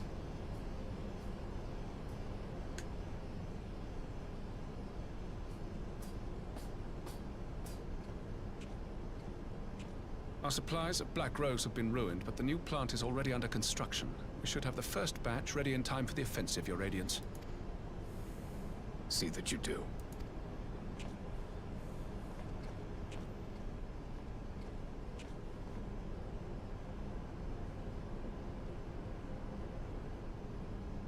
Ah, yes, the infamous Black Rose. If I recall correctly, Gaius did not much care for the invention. The wanton slaughter of people is not exactly typically the goal of somebody who brings peace. A ruthless and indiscriminate weapon indeed, this airborne poison. It seems you are capable of making decisions worthy of your bloodline. With no gift for sorcery, we Garleans must look to Magitech to even the odds. If it spares the needless deaths of our soldiers and serves the cause of this empire, there is no method I would not employ. How very noble of you. Truly, though, I must commend you for embracing your role as Emperor. You play the part of the determined ruler well. Sometimes even I catch myself believing.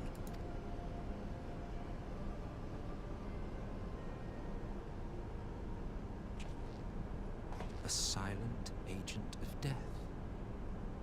Now that I think on it, Black Rose may well possess the perfect aspect. That's concerning. Slowly but surely, the deluge of light has worked upon the ether here in the source, and the gas should be most susceptible to its influence. Well, I shall leave you to your own devices. Go forth and bloody the land with your grand and glorious war.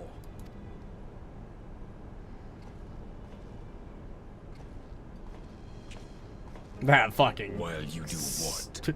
That fucking cocky-ass swagger walkout.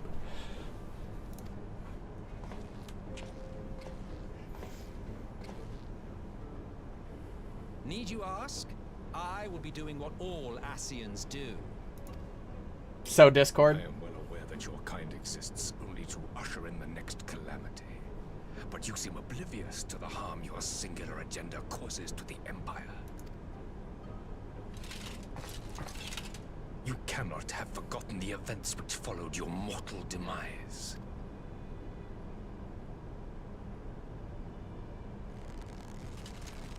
Our homeland was plunged into civil war for your failure to name a successor.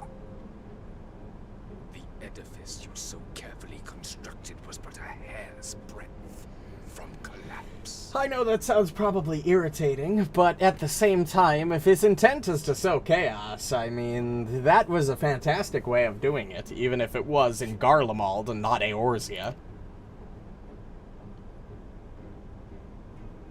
Are you truly so naive?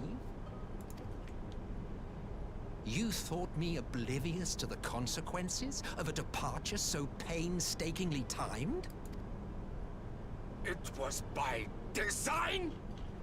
You don't sound happy, Varys. Well, of course it was. Though I will admit the resulting panic exceeded even my wildest expectations.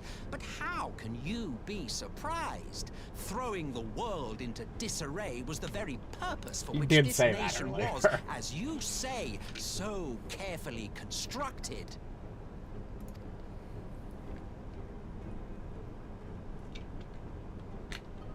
Now, if you have no further questions, I must be on my way.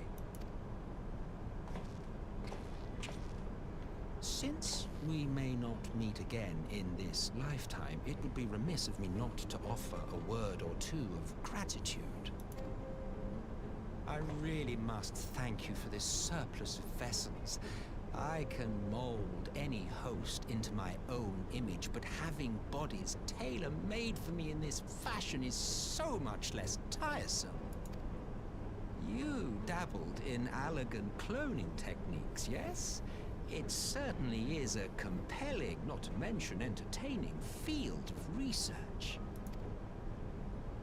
And of all the options available, you chose the Founding Father on whom to experiment. You have a twisted streak to you, Varys. Like grandsire, like grandson, eh? There's just something about unabashedly lovable pieces of shit like this. Xenos was that way. This guy, oh, the performance, the bravado. I love it. If events play out as planned, this will become something of a family enterprise.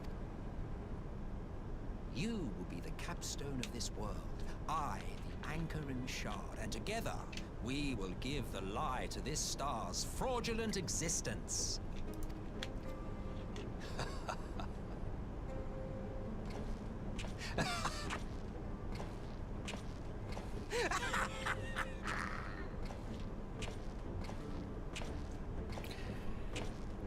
Holy shit.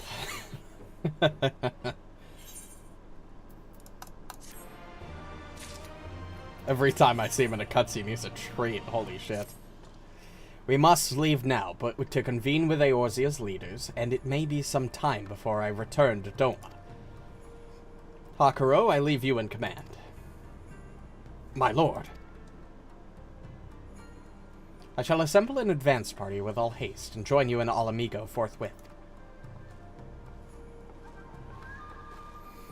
I've just received word from Lys. The Alliance has established a base camp near Alamigo's northeastern border. Once we've arrived in the locks, we're to report to a resistance officer stationed in Praetor Pretoria, who will point us in the right direction. Let's not keep them waiting.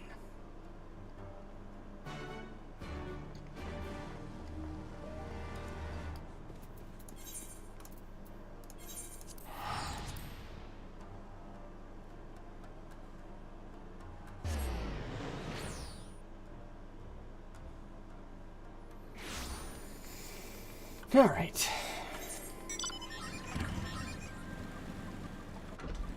Alright, I can fly in this map now. Ah, you must be the Scion party I was told to look out for. If you follow me, I'll take you directly to Alliance headquarters.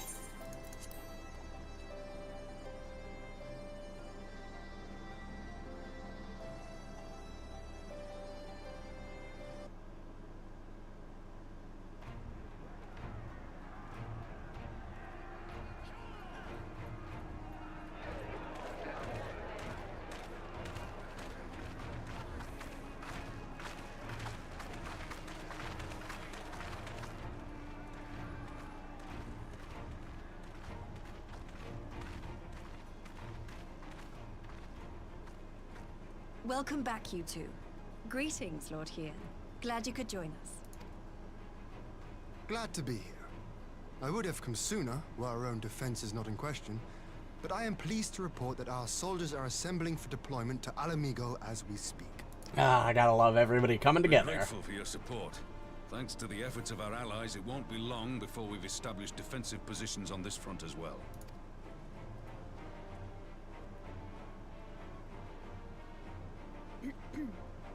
We have some good news too.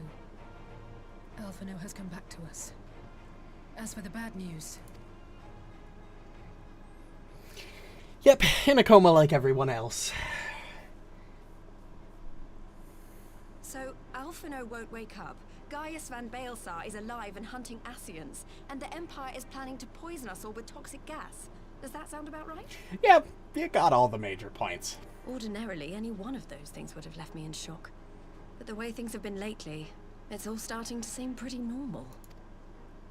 Getting back to your report, are we sure this Black Rose is the weapon Maxima was talking about? It matches fits the description. And it seems we have Alphino to thank for sparing us an early demonstration of its effectiveness. I have a feeling this won't be the last time his bravery in the Empire will serve us here in Eorzea. The threat of an unknown weapon has had us all on edge. But now that we know what we're dealing with, we can take steps to defend against it. As for Gaius, I'm not sure what to think. Am I happy he's alive? Not in the slightest. Am I happy he's hunting Ascians? Aye, I'd have to say I am. Hey, look at the bright side. The enemy of my enemy is my friend. And if he's an enemy of the Ascian, that means he's essentially a friend to us. To see, we have a tale of our own, as it happens. When we sent envoys to the Imperial Army to request talks, they returned with the message that Varys Zos Galvus would be attending. The Emperor himself. Well, Varys did sanction the Popularis peace mission. But knowing that an Ascian walks in his son's skin, I do not see how we can trust him or anyone from that nest of vipers. The only saving grace I could say this means is maybe he's getting tired of fucking Solus's shit. Maybe he's going for a little bit of sabotage. Probably not. That's probably a little too ambitious. He's probably still playing the role. I don't know what his goals are, but we'll find out, I'm sure. The Alliance would proceed with negotiations regardless, if only to give ourselves more time to prepare. We do, however, require your cooperation.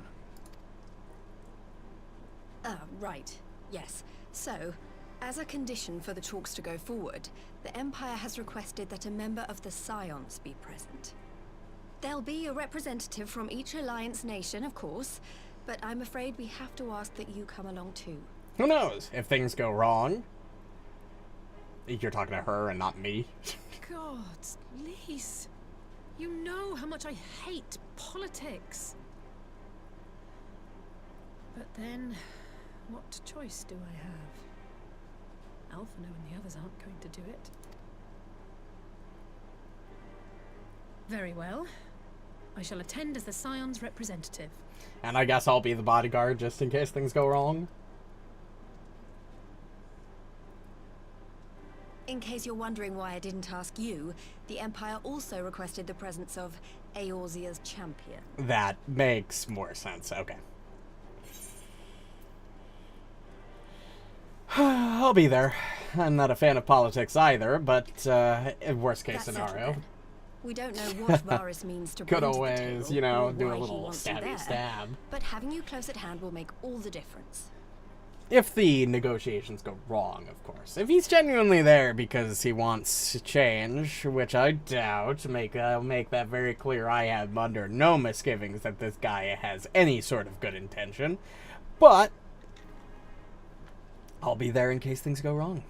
Unless he means to unleash the weapon during the meeting, which would be very bad. The meeting will take place on the border. Anticipating an early assault, we mean to position the bulk of our forces nearby. The Alliance leaders should already be on their way. Once you're ready, we can head out and join them.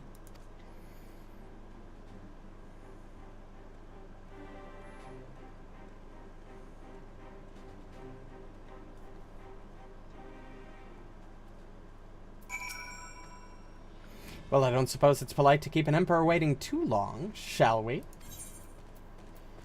Alright. This is not going to end well.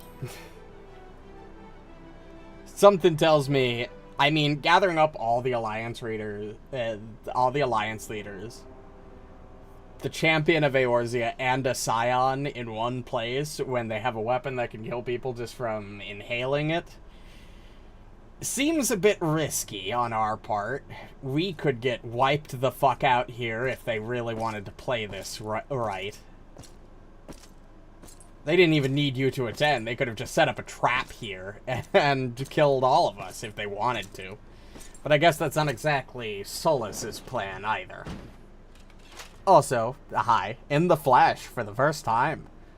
I usually only get to see you through cutscene. Esteemed representatives of the Eorzean Alliance, on behalf of the Gallian Empire, I thank you for inviting me here today. As this parley was convened at your request, I invite you to speak first. Very well, Your Radiance. I, Nanimo Ulnamo, 17th in the line of Ul, should be pleased to oblige you. As recent events in Alamigo and Doma have made plain, the subjugation and exploitation of neighboring nations is not a sustainable policy. Should this day end in war, you may very well defeat us, but you will never extinguish the people's desire for freedom. Though it may not be in our lifetime, there will be another revolution, another war, and the cycle will continue. Doma has entered into a concord with the nations of Eorzea, a partnership wherein we recognize one another as equals. Garlemald could be afforded similar treatment. You need only set aside your ambitions and join us in paving a path towards peace.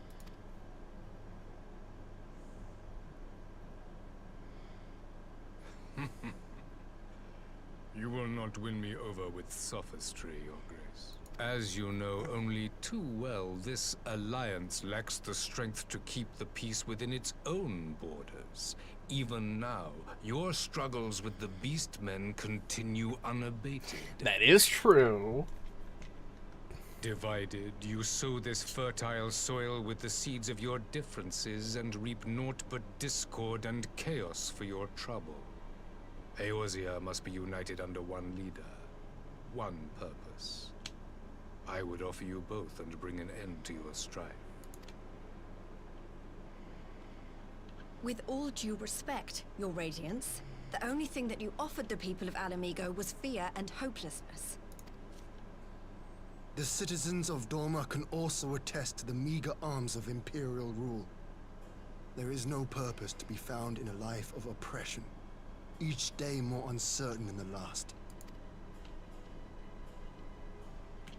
Our people are willing to die for their freedom. A great many already have, and countless more will, if we don't put an end to this madness here and now.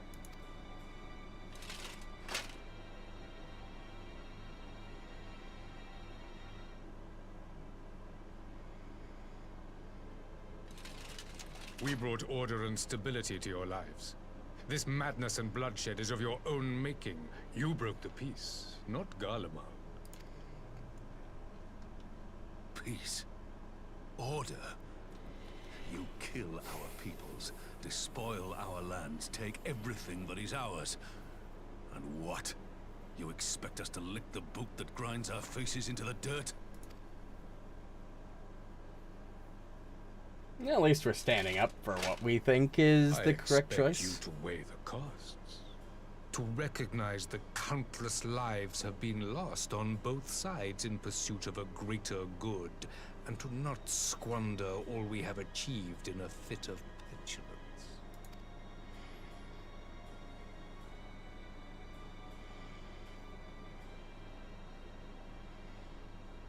Your Radiance.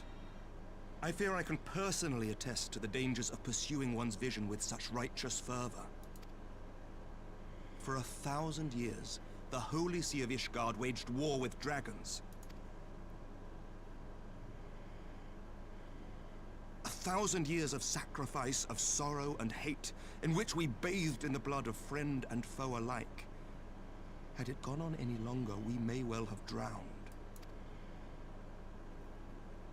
Yet we have chosen to raise ourselves out of this bloody spiral, and have since made peace with our former enemy. That's a, you know, that's a good point. So I understand. No doubt the dragons were more receptive to your overtures in the wake of their leader's demise. Oh, yeah, there we go.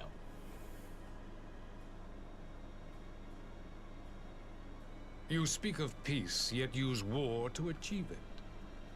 Your father would not have bothered to obscure his intent with honeyed words. He understood that strength is all that matters in the end.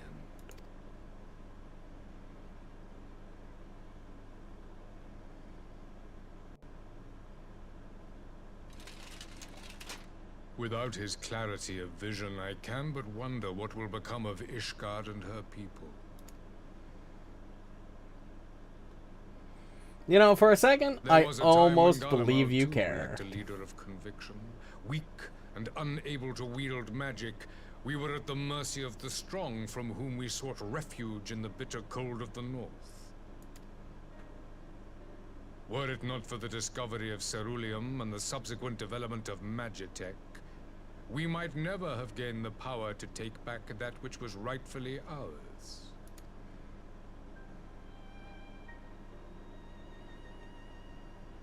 You speak as if your people were the first to have been driven from their homes. Limsa Lominsa was built by wayward souls in search of a place to call their own.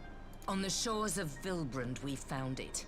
And from those humble beginnings did we grow and flourish. And all without robbing our neighbors of their liberty.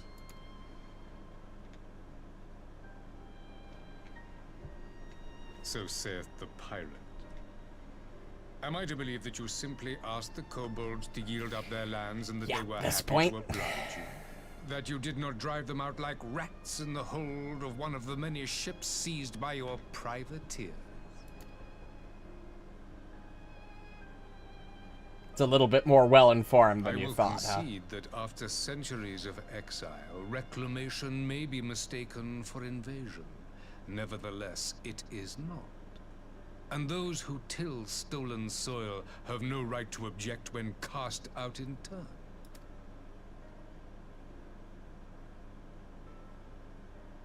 Your uncompromising nature rivals that of the Ixal. They too lament circumstances which they themselves perpetuate. Were they but to embrace peace, we would welcome them with open arms. Indeed, some few have done just that, and now receive of the 12's Wood's bounty. I hate to break it to you, but he's probably going to throw that back in your face and make that same argument against us. Would that your people might learn from their example.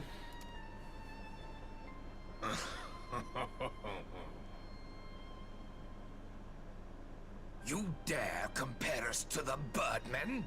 You who thought to invoke the 12 and threaten all of creation? I mean, you did bring the fucking moon down on us. It's kind of like talking about threatening all of creation. Some speck of common ground, but I see now these discussions will accomplish nothing. Despite what you people may believe, I am not wont to choose the sword over the olive branch. 'Tis but a pity men are loath to accept one without first being shown the other.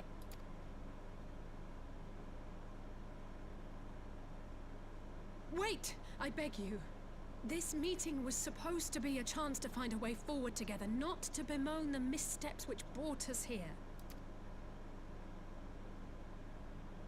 Please. If you truly consider violence a last resort, there must be a way we can come to an agreement.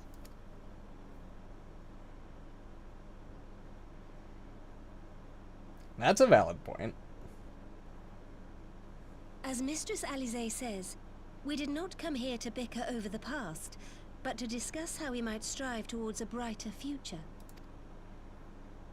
Emperor Varys, may I suggest a short recess, that all present might compose themselves prior to beginning anew?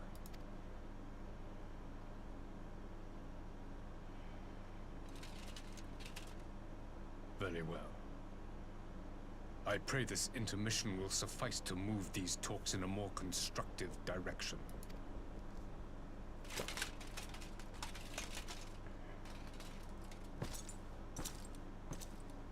Well, they didn't gasp on us, so, you know, that's good at least. That's helpful. They could have very easily just crippled the entire alliance right there, and they chose not to, so I will give them that. For a moment, I feared our talks would descend into violence there and then. Alisaie speaks of her dislike for politics, but her honest plea may very well have prevented an early battle. Whatever rebuttal I had in mind was lost when Varys mentioned my father. The man is certainly skilled at keeping his opponents off balance. Why do I get the feeling the Emperor's hiding something? Varys holds fast to his ideals, just as I knew he would. He will not be swayed from his path. For years we have warred with the Empire, with no end in sight. A parley such as this represents a unique opportunity, and I would not squander it with bitter words. 'Tis true that Limsa Lominsa's beginnings were not wholly honorable, but our old wrongs do not make the Empire's deeds right. I do wonder, and much wonder, at Emperor Varys' decision to attend these negotiations. It is plain he has no intention to hearkening to our entreaties, but then what is his goal? This is really not my forte. After his Radiance's little performance, it was all I could do not to swear at him. I honestly don't know how I ended up playing the mediator. I just asked myself what Alphino would have done, and tried my best to do the same, and by some miracle it worked. But there really is no common ground to be found with that man, nor do I think he looked for any. So the question becomes, what did he come here to do? Because you may be certain it wasn't to make peace. Whatever it is, I can't make it out. Not yet, at least. We do have a little time before the parley is due to reconvene, though. So why not try to consult our illustrious leaders? Mayhap they have some insight to share. I will say one thing for this Varys. He is well versed in Eorzean history. His interest in our affairs is that of a beast in its prey. The conqueror would know his enemies. All should know their enemies, yet there is much and more we do not know of the Empire. And it's up to us to change that, here and now. Ha! You would have me ask the Emperor himself. Well, mayhap there is some wisdom in that. If we can skirt the storm of his displeasure, we may yet come to our answers, even if it does mean sailing close to the wind. 12 have mercy. But for Lady Alisaie's timely interjection, we might as well come to blows at the negotiating table. Not that Emperor Varys left us great many options. Is unconditional surrender all he will accept, do you think? Ere he arrived, I'd have said yes. But having heard him speak, I cannot help but think he came with some other end in mind. Exactly. He's building up to something. I know it. Now, how should we approach the rest of the parlay? Have you anything to say?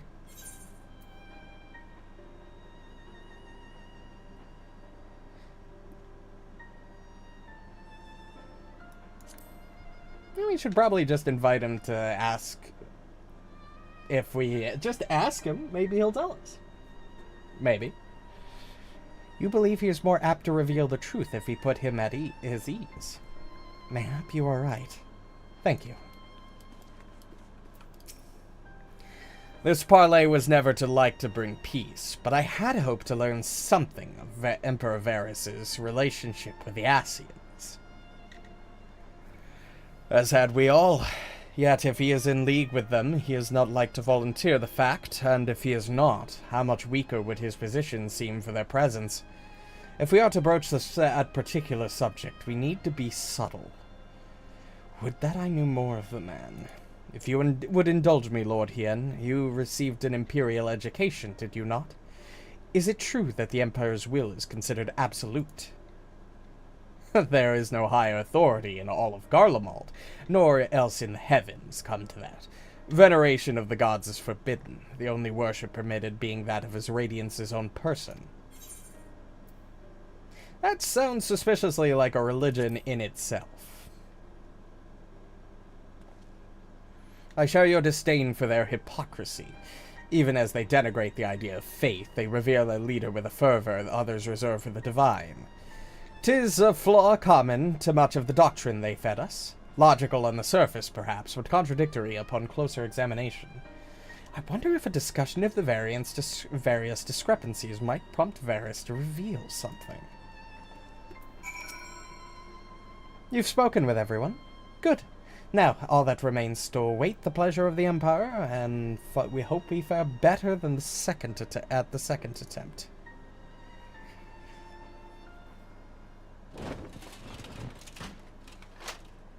Now then, who would have the floor? Before we resume, I wish to offer you an apology. After you graciously accepted our invitation to discuss an armistice, we have done naught but rebuke you at every opportunity. I believe I speak for all of us when I say we are deeply sorry for our discourtesy.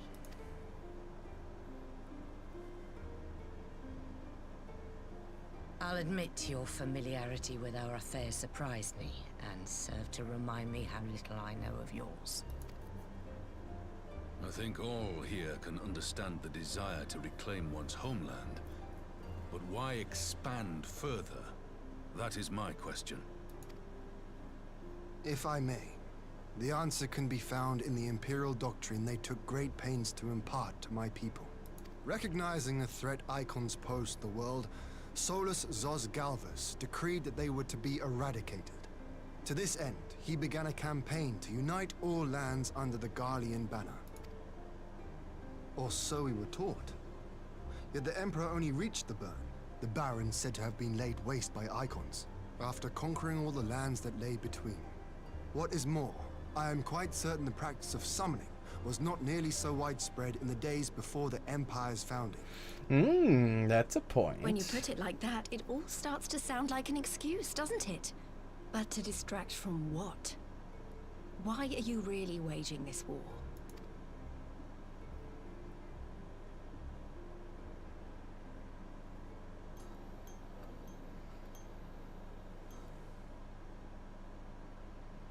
Finally, you ask the right question. I can but hope you heed mine answer and at last accept the righteousness of our cause. Okay. My goal is this. To return the world to the way it once was. The way it was always meant to be. In doing so, mankind will be made whole once more. What exactly does that mean? Because that could be a good thing or a bad thing, depending on how you go about this whole unification of mankind. Suffer from the dissension born of our differences.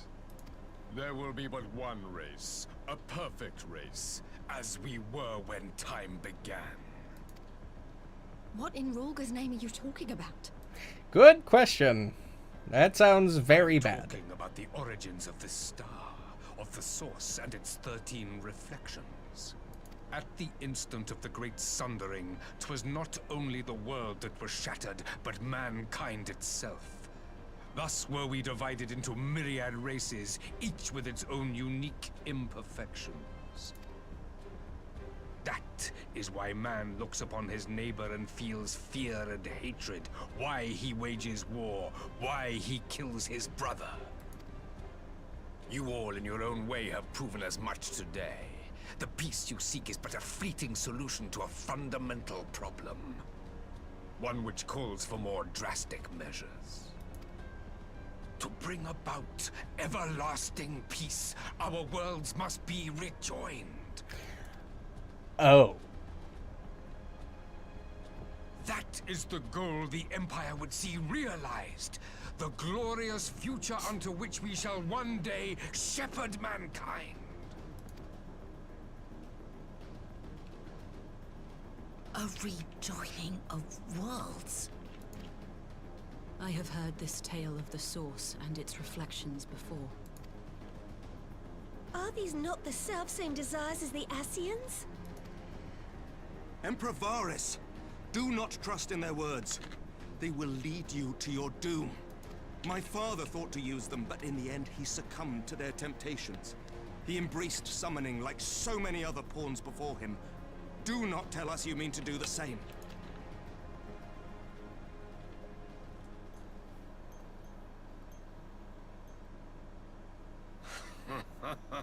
Oh, that laugh is not good. That's not a good To be sign. a pawn, free from the burden of choice, would be a blessing.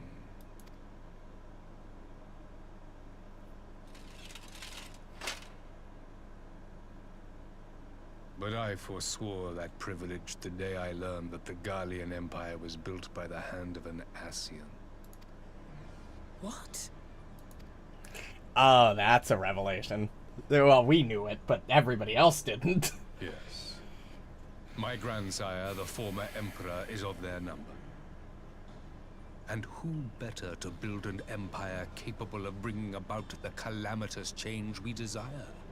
Would you condemn me for this alliance? For bowing to the will of these shadowy masters, when the prize is true and lasting peace? Yeah, I doubt that it would be true and lasting, even if we did somehow remerge the reflections. I really don't know what that's supposed to mean.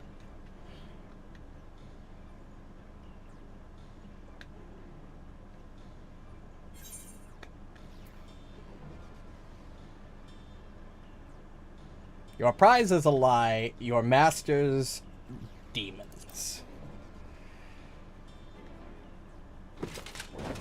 I come not to conquer, but to liberate. To free man from the prison of divergence. Imagine a world united. One perfect race beneath a single standard. An army before whose might these servants of darkness and light would fly as leaves in a storm, never again to meddle in man's affairs. We would be the masters of our own fate. I bid you join me, not as subjects of Garlemald, but of a new nation.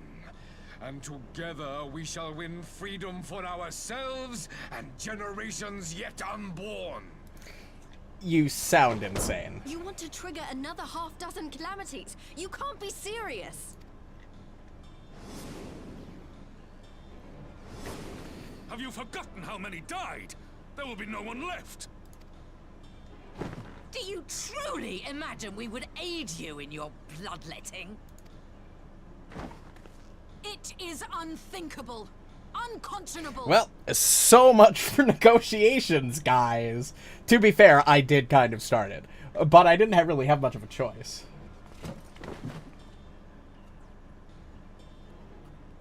And what is the alternative? To be as cattle waiting for slaughter? I would have us work together, that we might take fate into our own hands. Noble goal, but the lives lost isn't worth the effort. Into your hands, perhaps. But what of the other worlds, your radiance? With every calamity, you obliterate a star and every soul that dwells on it. To the Ascians, we are all but tiny, momentary specks within an indifferent universe. We cannot hope to oppose them until we have been made whole once more.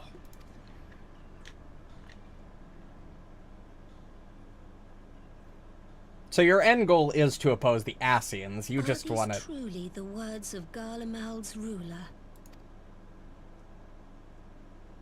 The flaws and foibles which you so abhor are what make us who we are. Every nation, even yours, Emperor Varys, is made whole through the combination of these imperfections, the strengths of one compensating for the weaknesses of another. While it is true that man succumbs all too often to anger and avarice, he may yet overcome his baser instincts through the forming of bonds with others, fostering community and cooperation. That the protector of an empire should not only reject these fundamental truths, but seek to change them at so dear a cost to life is indefensible. Such a man is not fit to govern.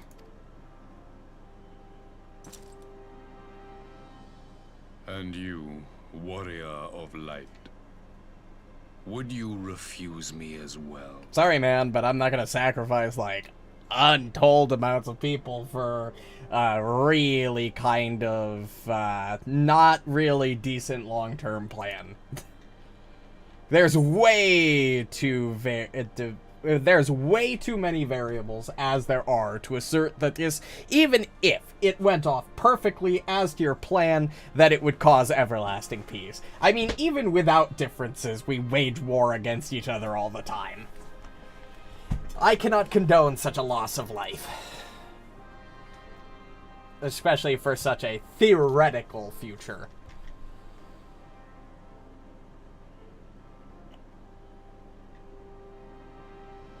It would seem the Alliance is of one mind on this matter.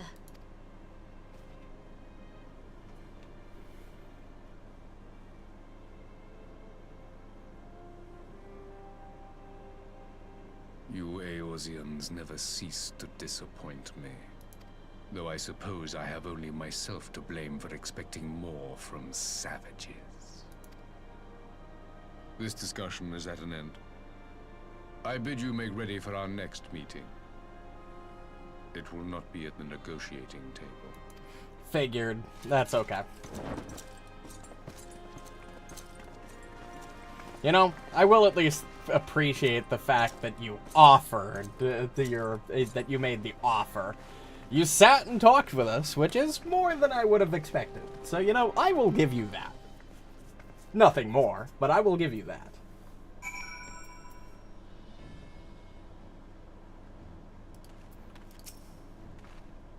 I came back to find Doma's advance party ready and waiting for us for battle.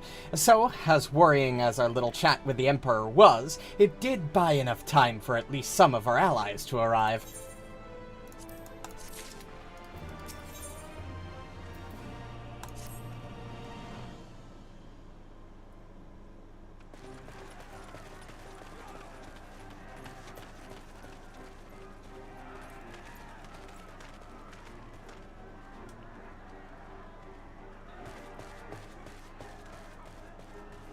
I'm not sure what I was expecting from our meeting with the Emperor, but it wasn't that. Still, at least we know now what he's really after. Aye, a future built on a mountain of bodies. I too want the Ascians dead, but not at any cost. The last of the reinforcements from Doma arrived not long ago. I pray it will be enough. Given the Emperor's stated goal, this is a battle we can ill afford to lose.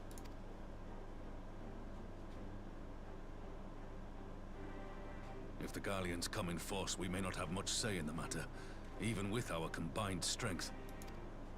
We knew from the first that the odds would be against us. But if there is even the slightest chance of victory, we must do everything in our power to seize it. Yep. Just gotta keep fighting. Luck's been on our side so far. Stop. Here.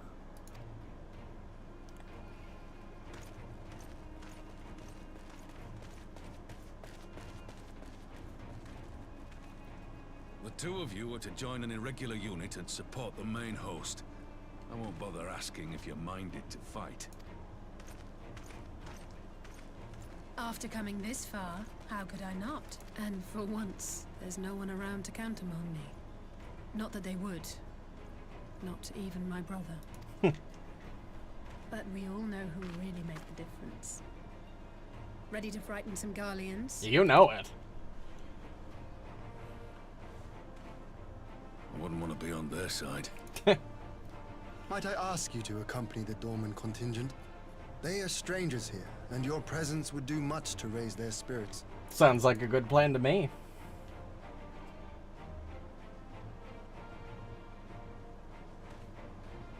We would be honored. When our people stride out with you in their midst, I dare say the Eorzeans will feel an ilm taller themselves. High spirits have a way of spreading. What I wouldn't give to join you. But my duties as field commander will not allow it. I'll leave the front lines in your capable hands. Yeah, I can handle things. So long as I don't get any more of those very intense, weird headaches and drop into a coma.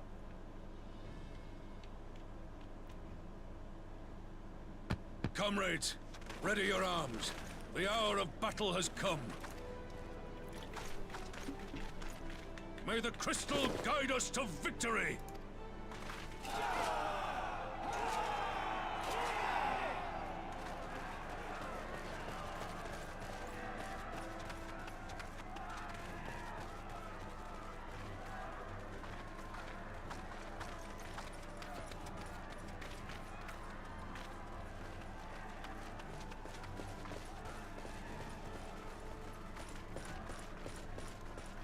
Since the others couldn't be here, we'll have to fight twice as hard. If Elfino wakes to find the Imperials have won, I shall never hear the end of it. True. You and me both. Strange. I thought I would be terrified when the fighting started. I should be terrified. But with you at our side, I can't help feeling everything is going to be all right. I just naturally have that effect on people. It's all right. So please, don't you dare leave me alone. Wouldn't dream of it.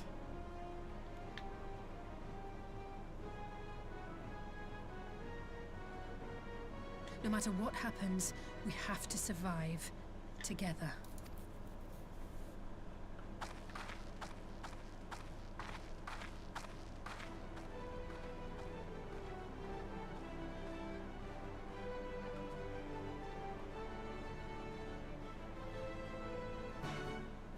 Quest accepted.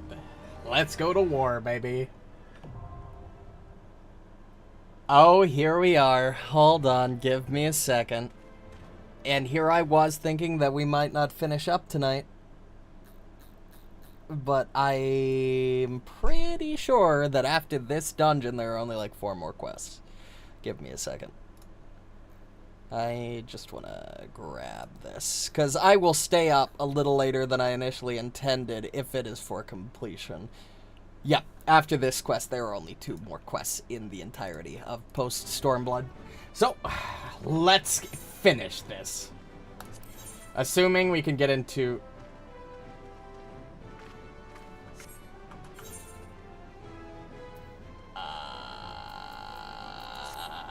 assuming I have enough...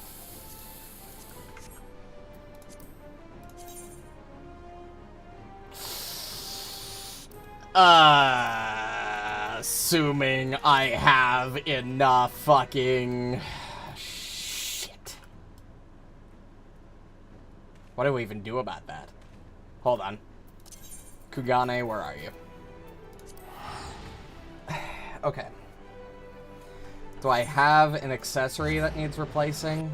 Because the best... I don't need much in the terms of item level. I just need 360 and I'm at 348. If I need an accessory... Yeah, that's 282. So I just need a ring.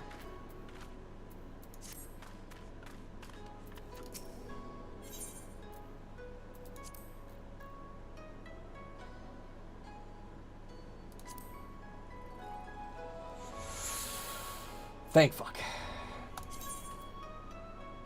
I just really hope that this will be enough to put us over the edge.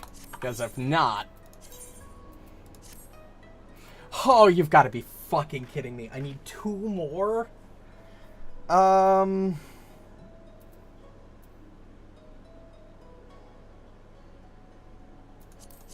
on. I might have an idea here.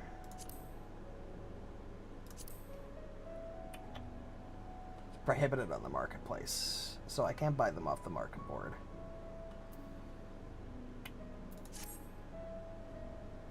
Okay, I'm level 72. There's probably some sort of item level that's high enough on the market board. Market board. There it is.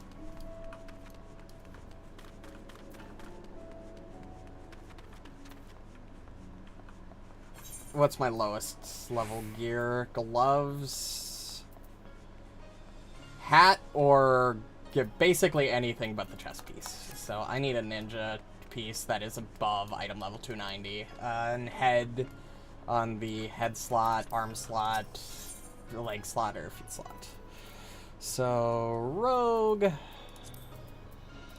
That's level 370, so we don't really care about arm.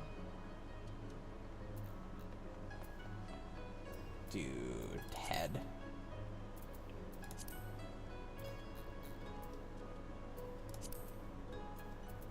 For ninja,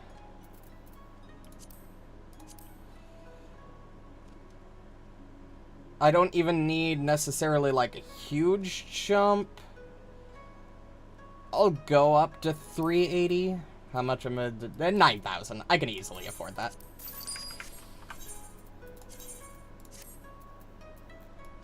How does that eye patch actually look? That's not too bad. 365. Perfect. We made it through.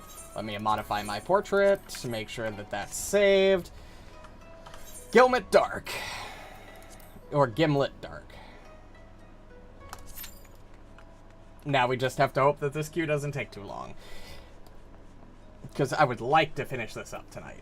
If we can finish main story of Stormblood tonight and start extra stuff next week, that's like the best case scenario. Okay, so let's, for the time being, Garabania, the Peaks. This is the spot we haven't unlocked the rest of the ether currents yet.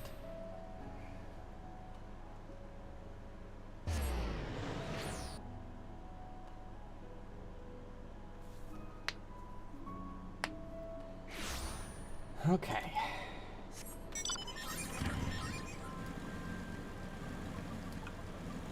Nothing quite to the 400 item level in the market board, which is kind of what I figured, but that's okay.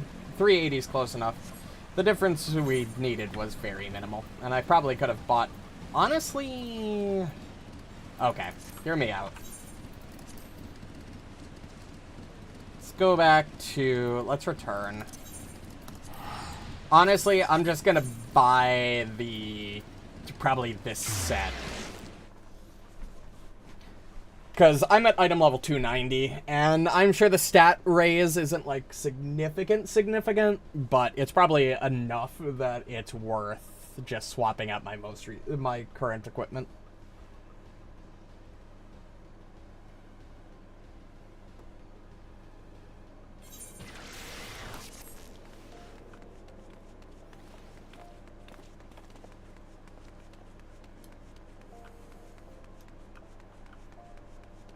Assuming we can get there and back in time and buy and equip the stuff before the queue pops. So one time I'd actually like it if it took not maybe close to 9 minutes, but close to 5. That's really all I need.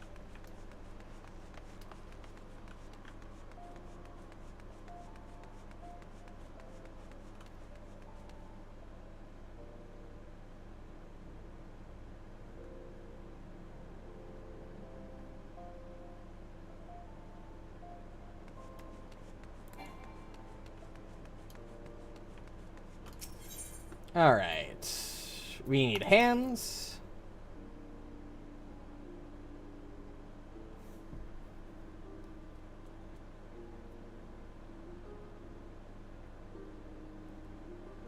Oh yeah, I'll just take these. I'll take the high quality. Hands. Legs.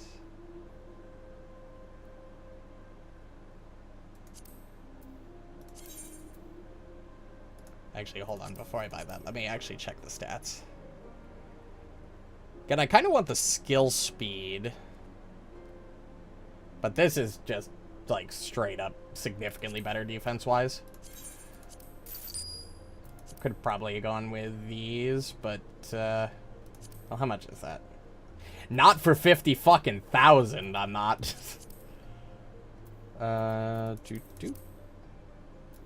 And no ninja boots to buy, apparently, so we'll take that. And glamour plate. Where's my ninja glam? There it is. Apply. Update. Portrait. Save. Perfect. Now we're at item level 380, and we've got better stats, so we should be good. It's not going to be as good as this stuff, but it's fine. I'll try to build up some tombstones before the next session and buy the remainder of the Stormblood endgame gear. Okay, we wanted to go to the peaks. Alligator.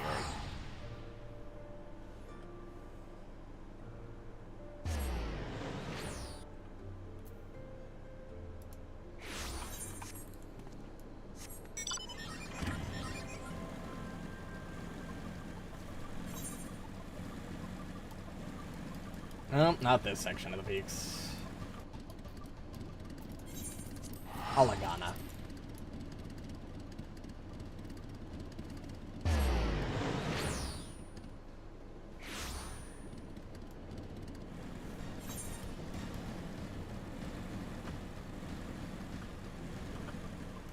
And hey, it took us 3 minutes, but we're back here. Let's see. Collection. Ether Compass. 53053 to the southwest. So somewhere, oh right, it's somewhere in here, I think.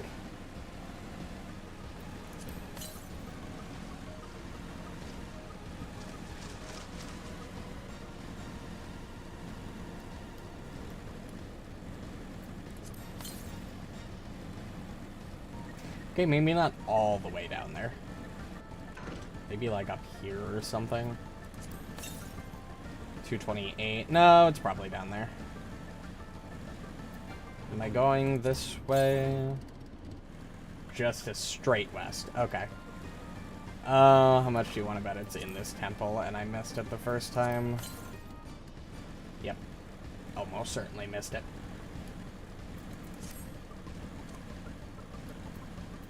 Actually, bring that back up. To the south. Yep. It's up this somewhere. I don't know how I missed it the first time. Oh, that's why. I probably went up, straight up the stairs without even looking to the left or right.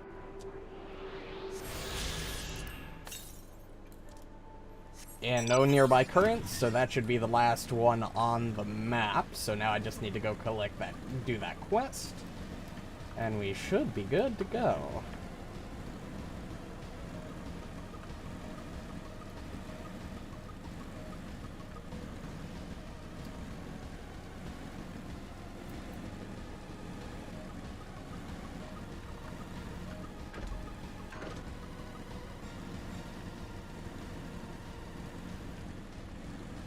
Alright, I'm really hoping this queue doesn't take too long, because I would like to be off by 12.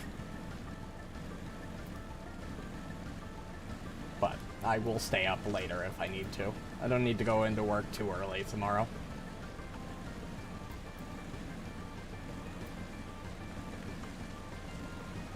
I'm just hoping this queue cooperates and doesn't take 20 minutes like the last dungeon I did.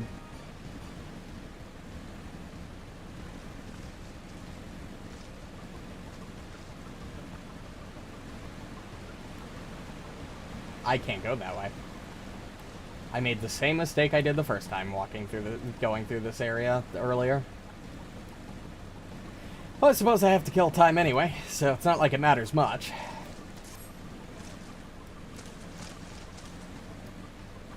So go up around there.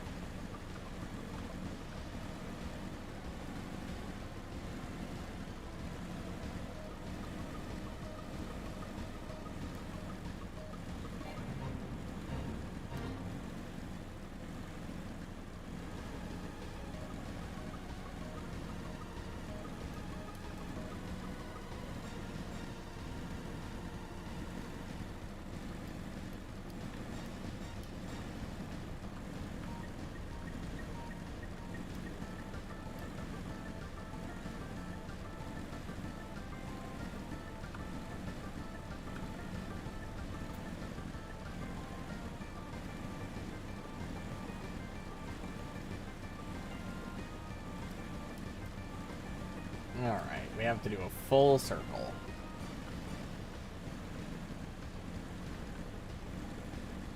Nine-minute mark elapsed. Shit. Hey! You're the one I'm looking for.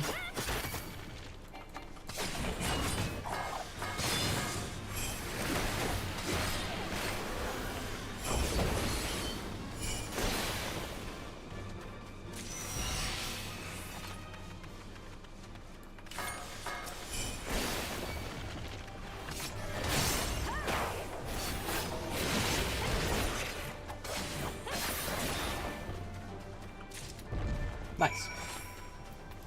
Earlet Stones, back up to Alagana, but I won't fast travel there, I'll just drive there. Okay.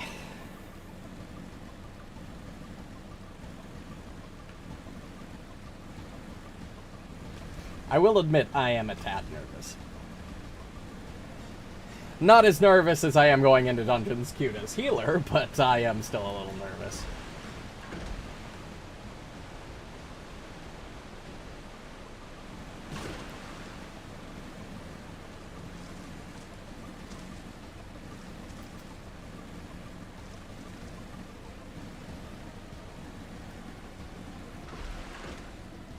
Okay. Phew.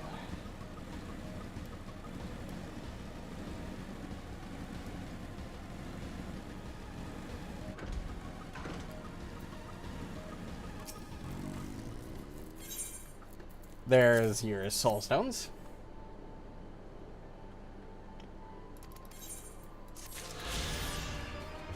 Freebird the Peaks. Flight unlocked. Alright, what's next? The Hingashi. No, not Hingashi. Othard. Ruby Sea. Oh, this one's gonna be a pain because of all the underwater bits. I'll put that one off until last. Ganshia. Still more water, but less.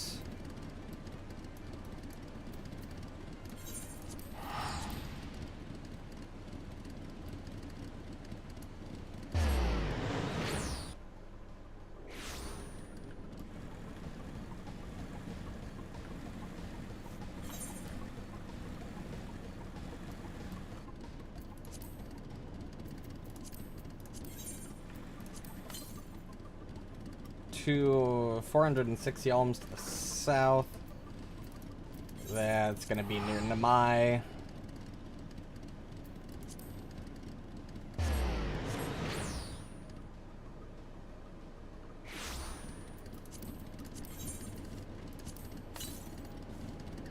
To the west.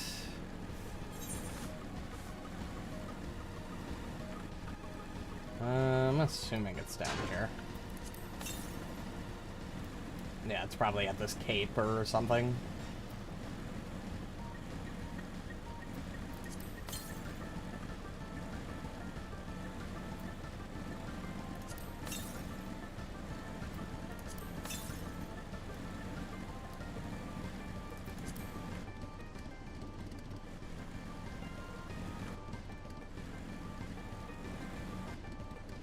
Where are you?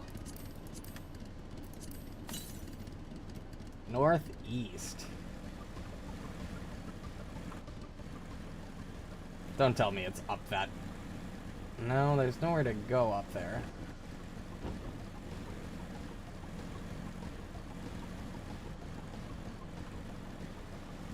I don't think there's any way to get up there.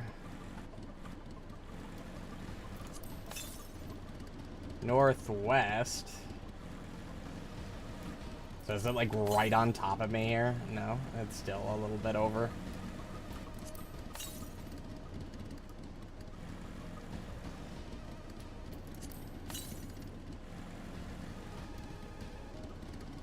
It's gotta be here somewhere. Unless maybe there's a cave underwater or something.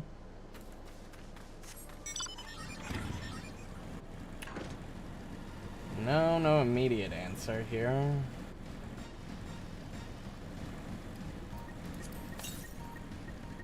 See if I can get a better sight by backing up.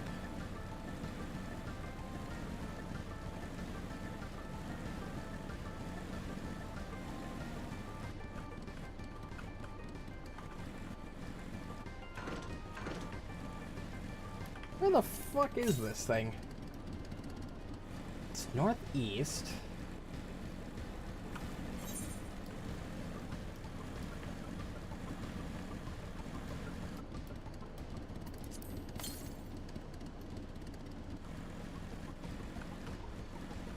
Maybe there is. I don't think there's a way to get up here.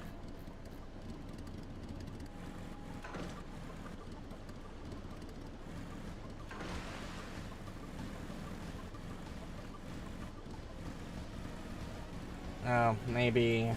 Hold on. Maybe up here?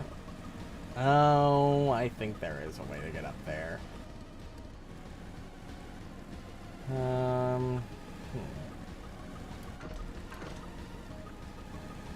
Let's try circling around. No, that doesn't help us.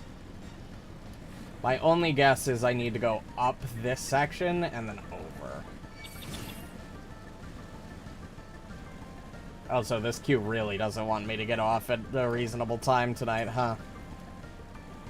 Luckily, dungeons don't take that long, but definitely not gonna get to bed. Definitely not getting off by 11:30 now. All right.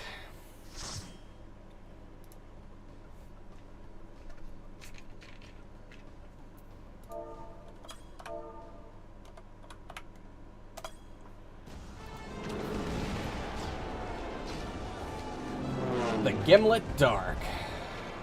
All out fucking war.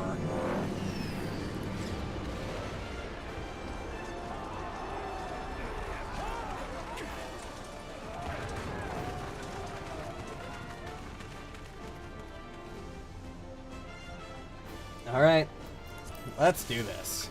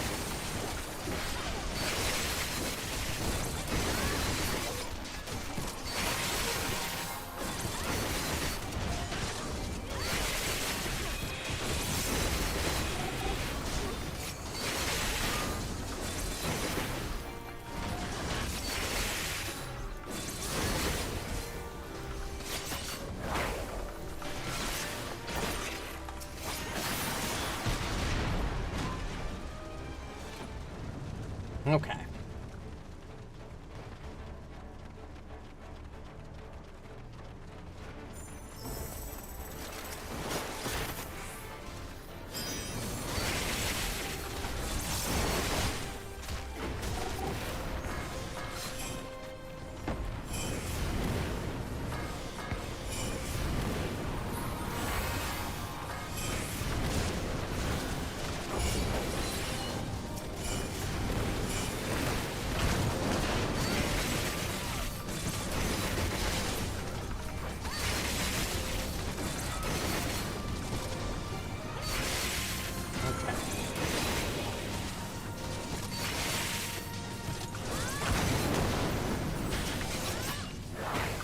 Build up a few stacks.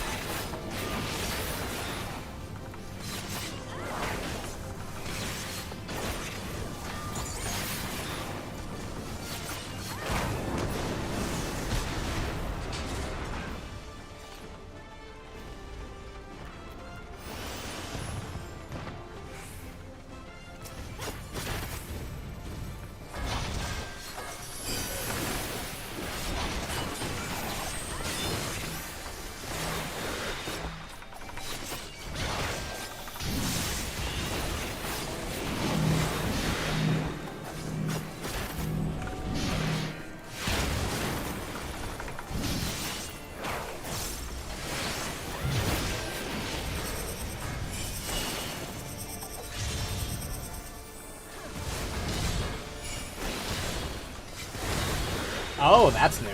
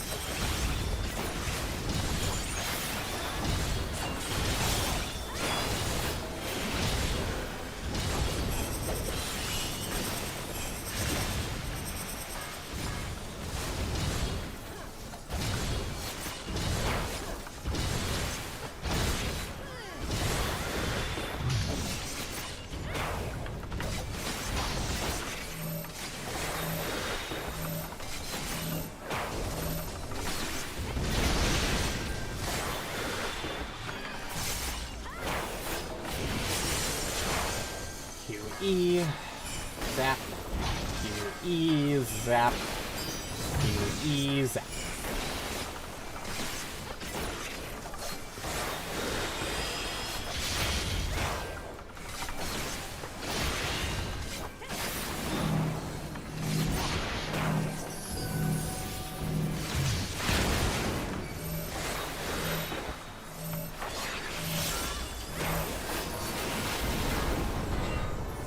Phew, that was close.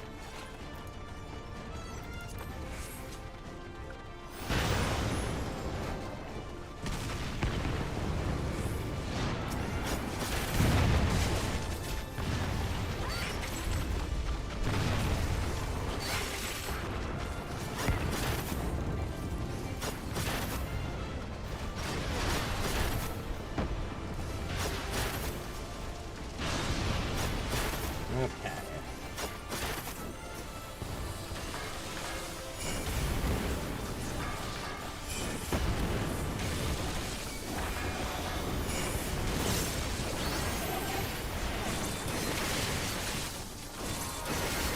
Didn't mean to do that twice.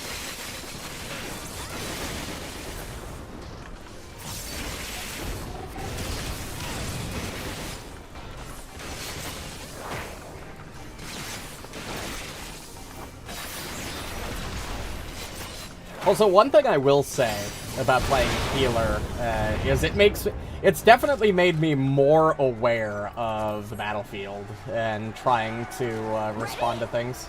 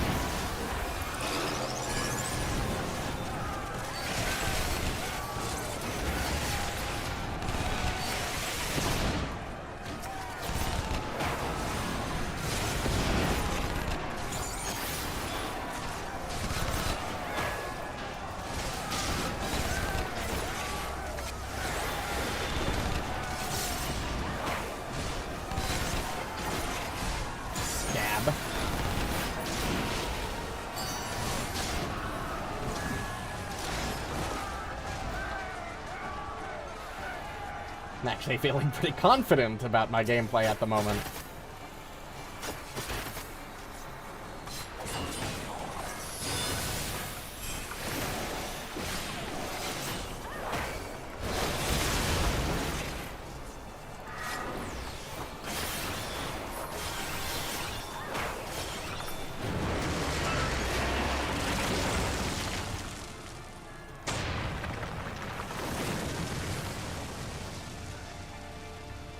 Okay, that's decently predictable.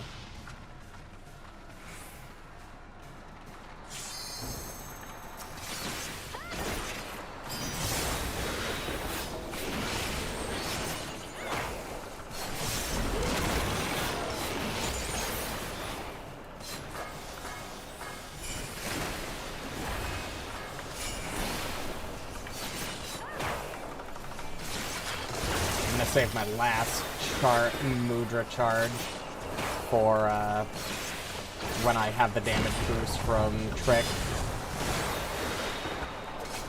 There we go.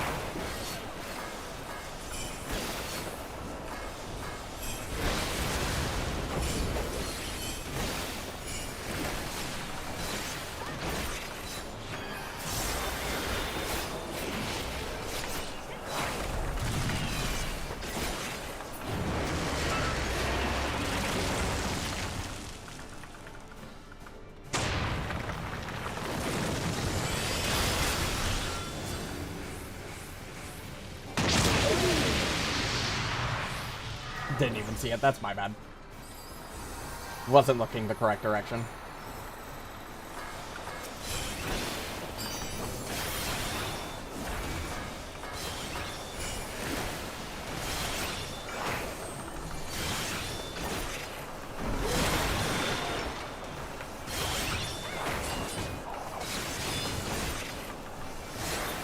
Perfect. Whew, all right. I'll take the gloves. Pass.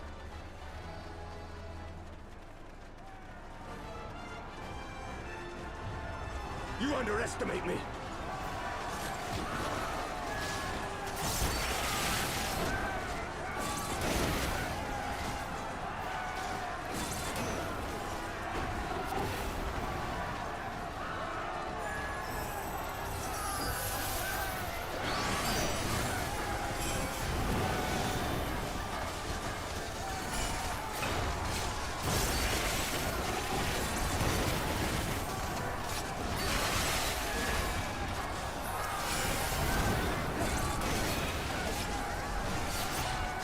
Whew.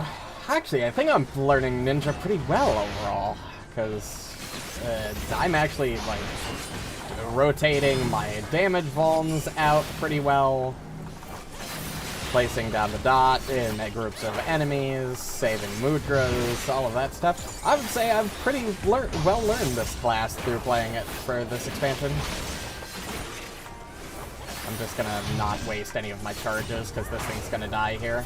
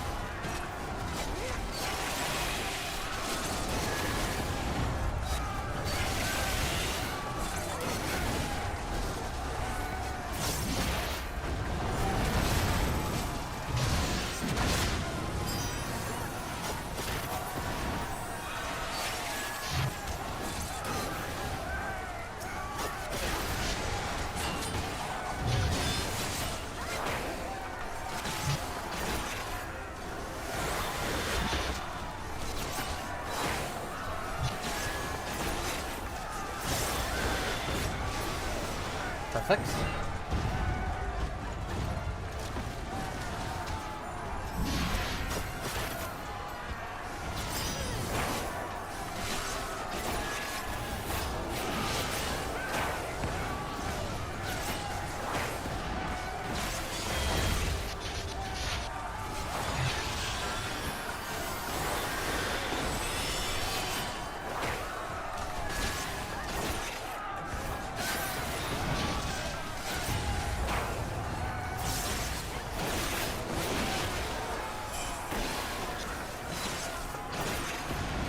Honestly, this is basically like a second boss. I really should just use this. Especially now. Time to get serious.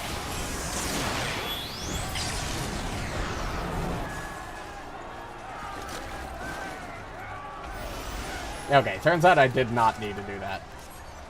Pass. Alright, boss time. Who will we be fighting? I doubt it's Varys himself, but I wouldn't be opposed to the thought.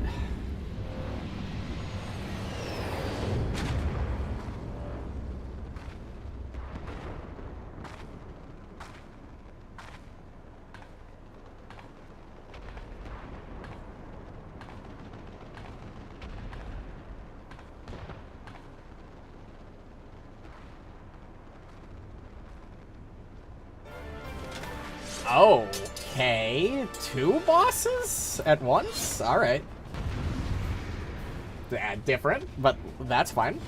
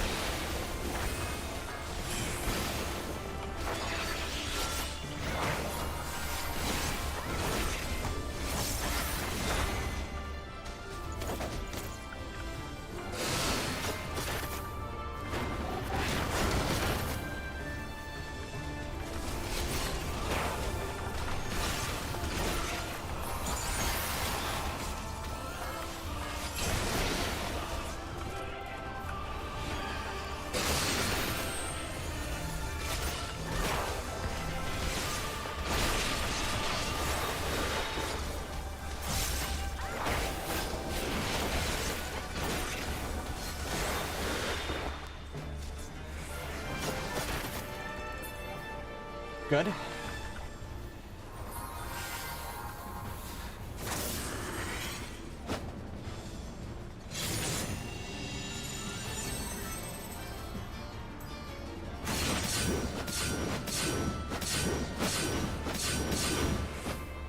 Ouch. Didn't expect that.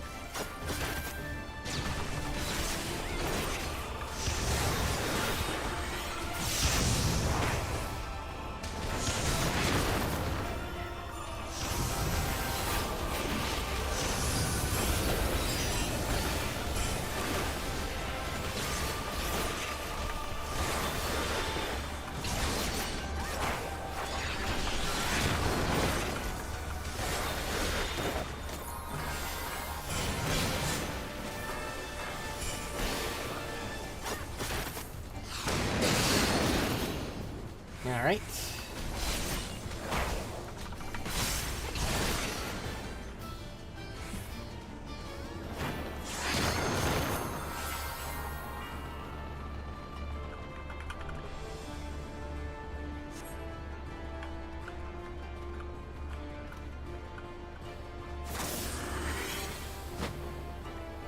Okay.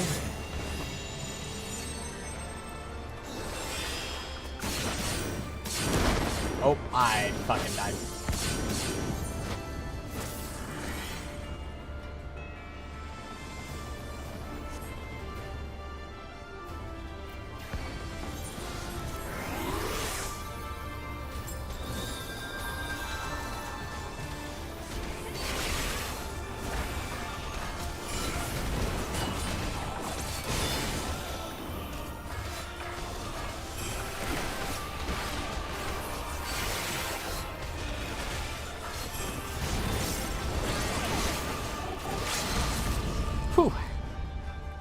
We'll take it. I died once, but... that's my fault.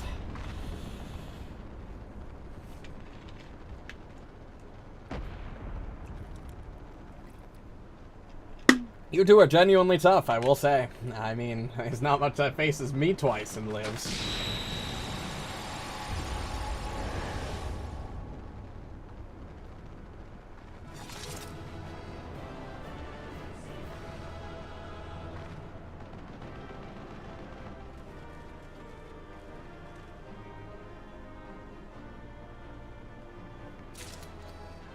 Alright. And they all left before I could commend one of them. Tragic, but it happens. Especially when you watch cutscenes. Hey, I got a player comm. We did it!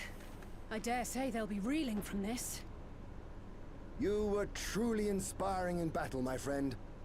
I'm determined not to be outdone, but there seems to be no one left to fight. A tactical withdrawal, perhaps? We should give chase. Finish them off while we have the chance. Imagine the other surprise when they wake to find the war already won. Yeah, I don't think that's going to happen. Yeah. Knew one of these was coming. The light will expunge all life. Only you can forestall the calamity. Throw wide the gates. No! No! No! No! Like...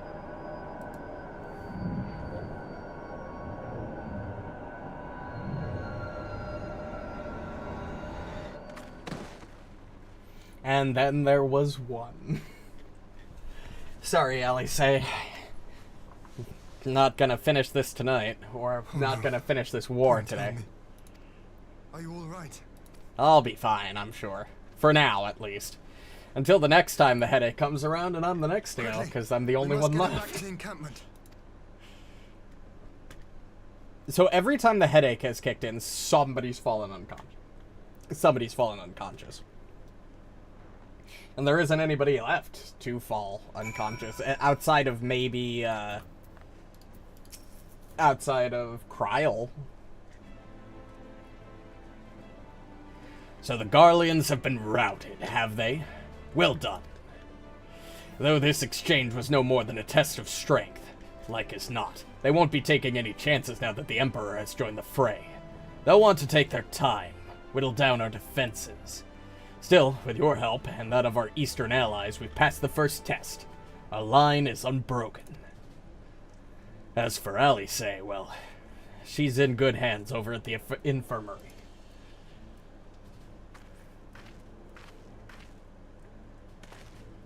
My lord, the Churgeons have completed their examination of Mistress Alice, and it is as we feared.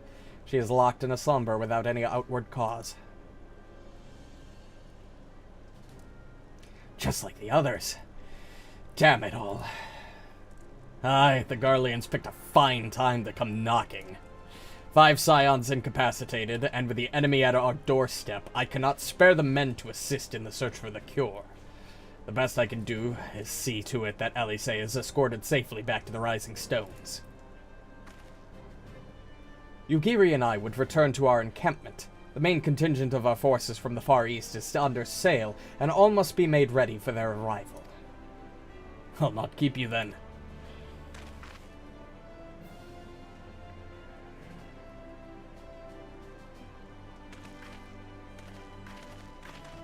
Judging by the Garleans' recent movements, or lack thereof, they won't be launching another offensive in the immediate future. You should return to the Rising Stones. Given the plight of your fellow scions, I can understand if you feel on edge, but you'll be no good to anyone without rest.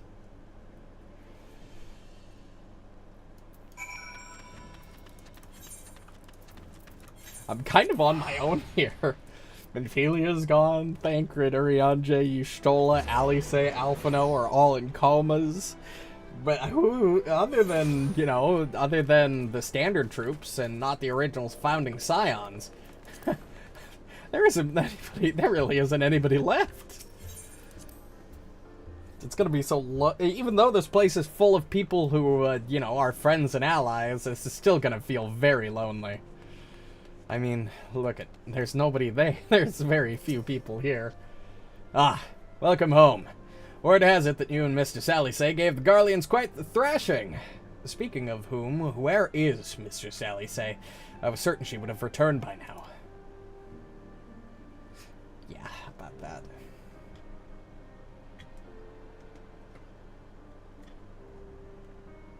By the 12, not her too. Ochre and I will ready the infirmary for her arrival. We will also need to send a message to Tataru post-haste. With that, I had something other than grim tidings to share with her. And with you too, for that matter. It grieves me to report that the Archon's condition remains unchanged. As we speak, Kultanet, Kryl, and Master Matoya continue to explore every possible avenue. Alas, their efforts have yet to bear fruit. But all is not lost. You are still hale and whole after all, though I suspect you must be tired from your journey. You should rest, my friend. Leave the worrying to us for the time being, at least.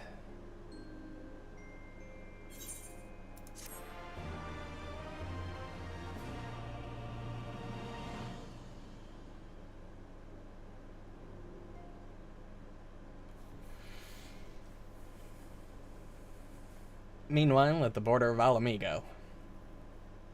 We were just there. What could be happening?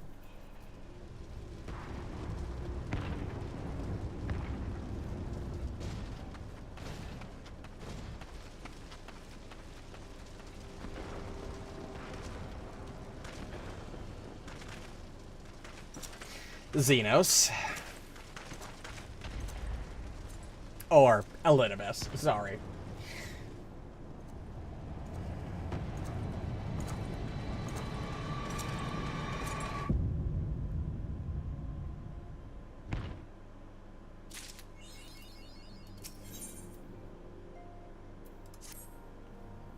Two more quests to do, and then we'll call it.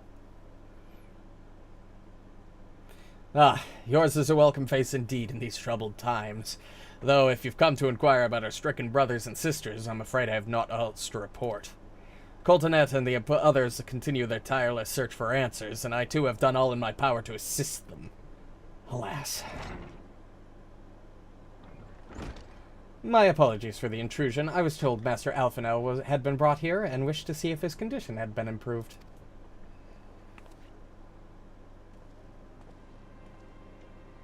Oh, Maxima!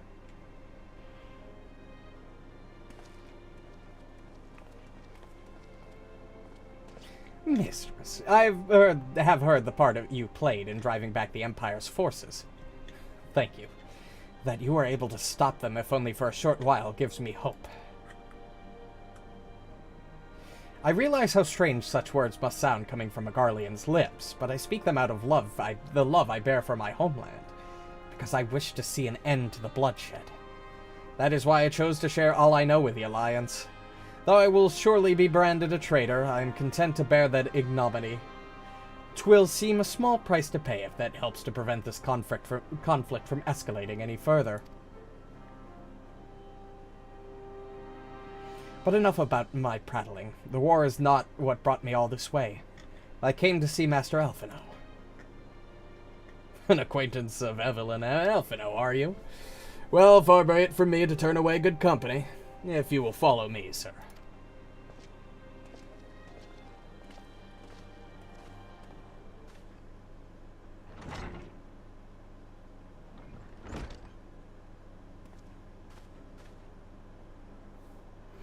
When word reached me that Alphinaud had returned, it seemed only right that I visit him.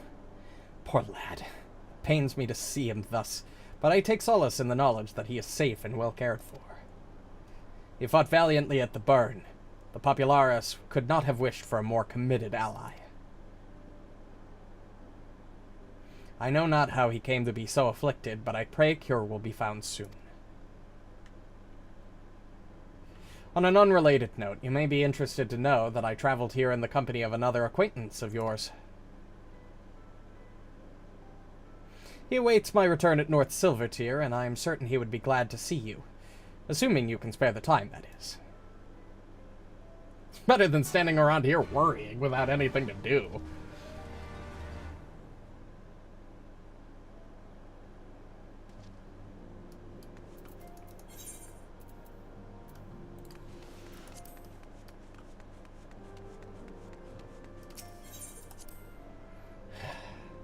Almost done with Stormblood. Almost done with Expansion 2. You know, it's kind of crazy to think about that, you know. I started this game not this January, but last January. And over a year and a half later, we still haven't even gotten through half of the expansions. Hey, Sid! Ah, there you are. I was beginning to think you would not come.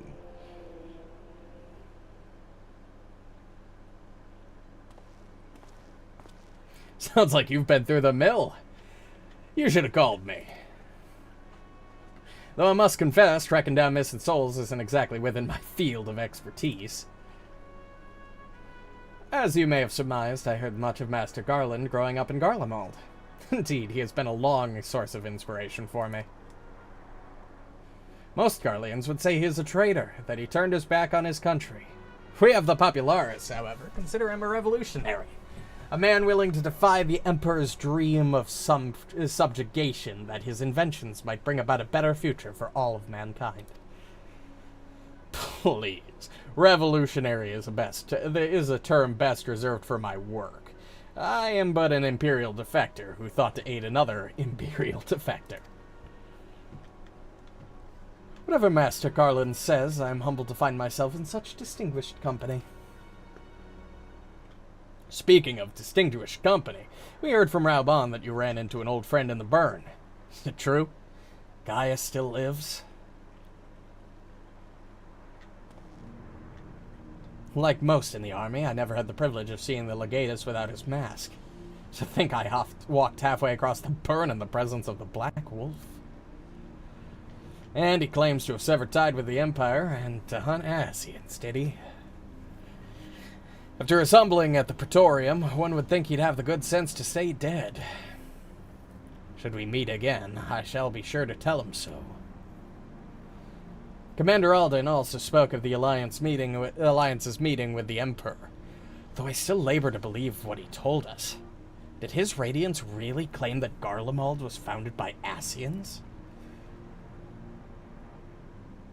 But that is madness. The very notion is absurd. Every fiber of my being rails against it. And yet I see there's no escaping the truth. From the very founding of my homeland, my brothers and sisters have laid down their lives in service of a lie. The Ascians must be stopped. To save my people, to save all peoples. For all the Empire's many crimes, even I did not suspect. Had I known, I would have left a lot sooner. But that's in the past.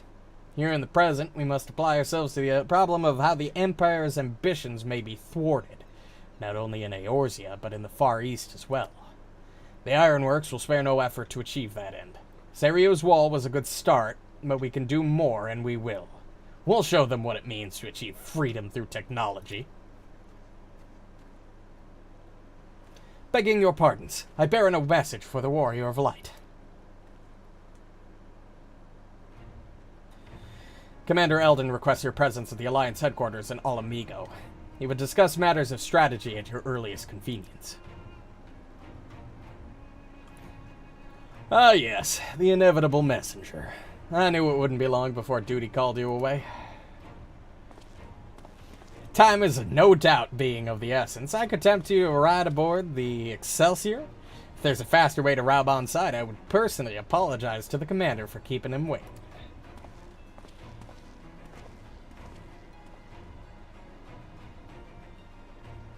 These people want to discuss strategy with me. Which, don't get me wrong, I understand why, but the fact that you're assuming that I'm not going to fall under the same spell that's affected my allies is kind of foolish. I swear every time you board my airship, you seem to be barreling headlong into danger. And every time you somehow contrive to emerge victorious. Which, of course, is an admirable skill. But no one is invincible. Not even you. So Please take care of yourself out there. I pray you remain safe on the front lines. Though ill-equipped to join the fray, I shall do all I can to assist from headquarters. My colleagues and I have been tasked with evacuating casualties by air. See that you aren't among them, eh? Okay, final quest.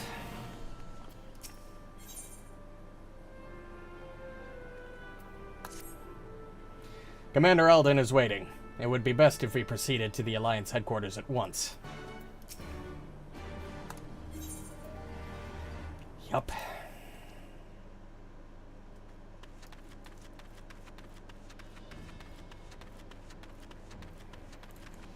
Here we are. An instance battle, too. You're good. Hey, you're here. Good. I summoned you to discuss strategy, but first I would apprise you of the Garlean's movements. Yep.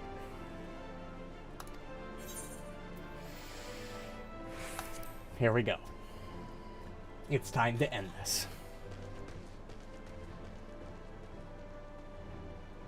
There have been several The expansion, that is. I'm not beating the Garleans. Neither side has delivered a decisive blow. We had long assumed that the Garleans would overwhelm us in a straight fight, but we seem to be gaining ground, albeit slowly. So the power As is to why that 5 might be, armies. The most likely explanation is that they have yet to commit all their forces. Still, we're winning, and our latest intelligence suggests the Emperor has retreated back to Garlemald. In light of this, we're considering launching an offensive with the aim of pushing the front line forward and giving ourselves some room to breathe. Commander! The Imperials! They've broken through our defenses to the east. Well, what? So much for that.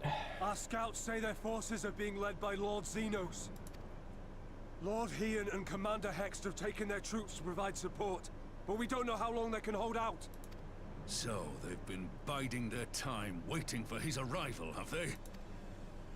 Very well. Send word to our allies, requesting reinforcements for the front line.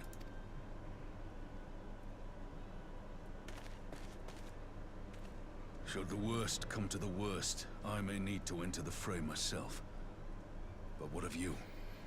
Do you still have the strength to fight? I'm a little worried that if I get that headache again, I'm going to become useless in the middle of a battlefield, and that wouldn't be very good. So long as you leave the Ascian to me. Although I will relish in taking an Ascian out. You may not die as such, but to see Lord Xenos fall on the battlefield would deal a heavy blow to Imperial morale. I'll see to it the men stay clear.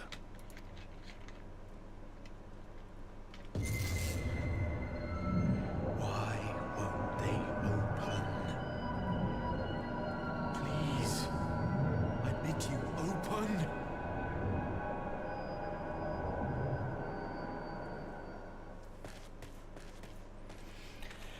Fine for now. What's wrong? Is it the voice again? Yep, but I lived.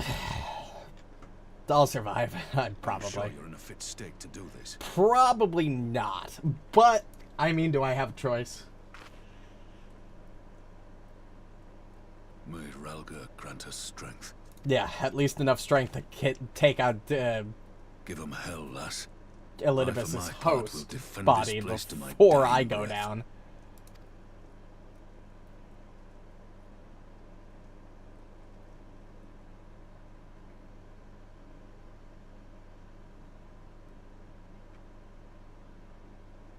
Meanwhile, at the border of Alamiga, yeah.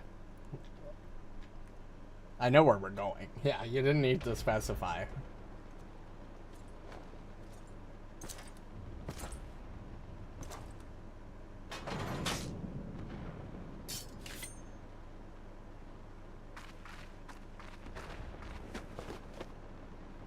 That's a cool little blade you've got there, Lise.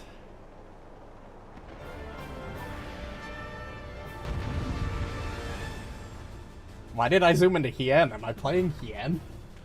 I mean, I've played other characters in this expansion, which has been really weird. Oh my god, I am Hien. Combo. Damage over time. Rush.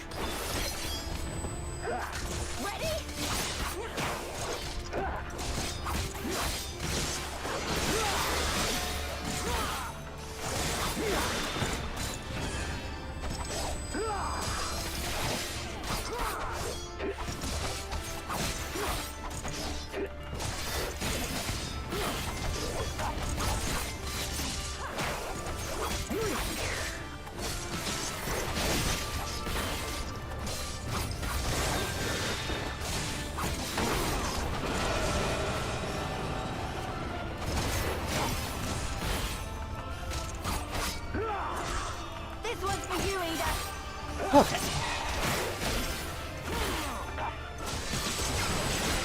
Got him. I am not probably supposed to win this, because given the little damage I'm doing.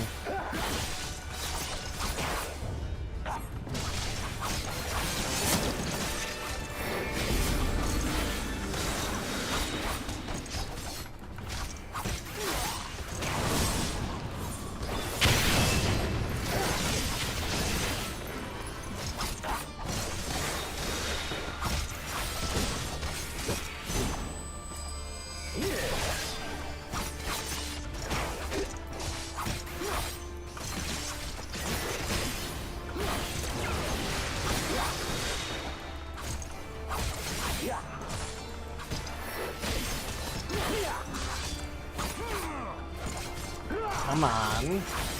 I'm assuming there's a health state I need to hit here.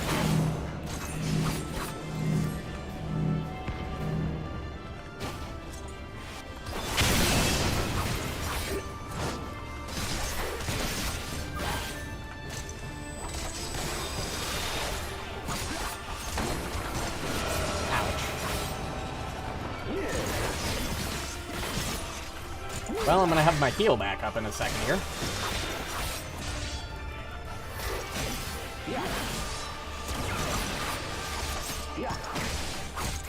I mean, it's impressive. You guys got him down to about a 5th before I showed up.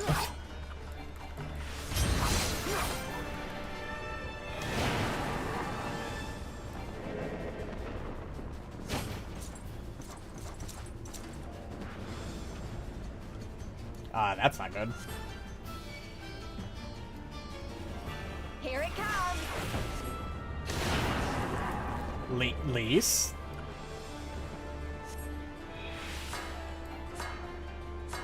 The weave of a shinobi's power.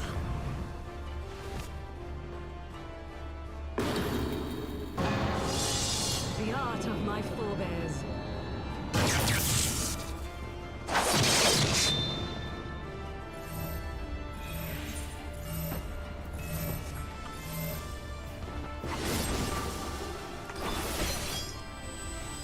Whew, okay. Honestly, they're doing a pretty impressive job on their own.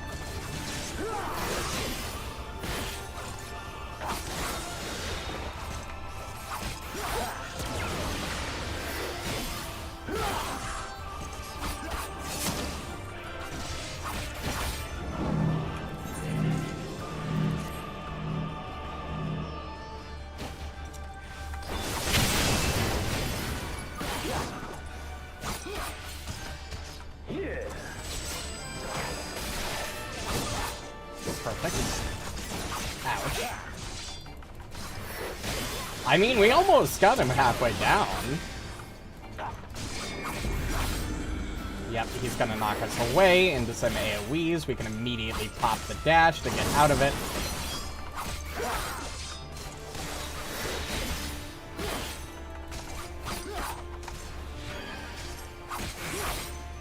Well, I mean, we got him like 40% down, which is genuinely impressive.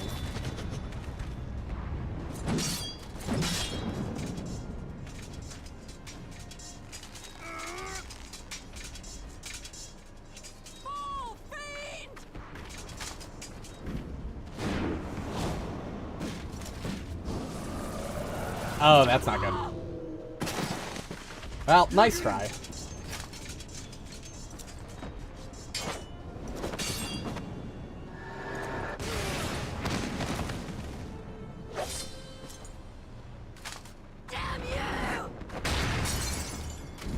broke his mask. Alright, I'll give you that. That was at least that was impressive.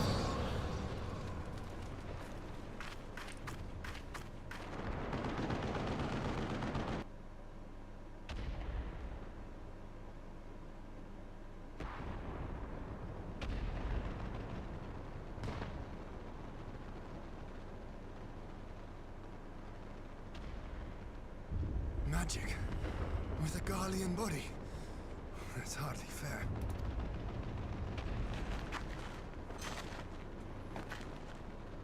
Yen, you are one tough nut to crack, clearly. No matter the cost.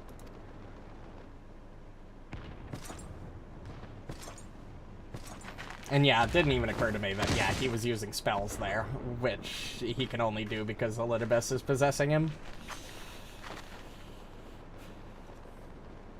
Alright, let's just hope I can hold out long enough to take you out before I get yanked where I'm not supposed to be. Bringer of light. It has been too long.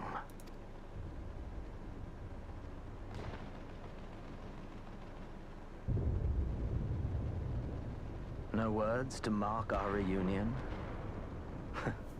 So be it. Have I ever been talkative? Do you take me as one for words? Equilibrium must be restored. And only your death will redress the balance.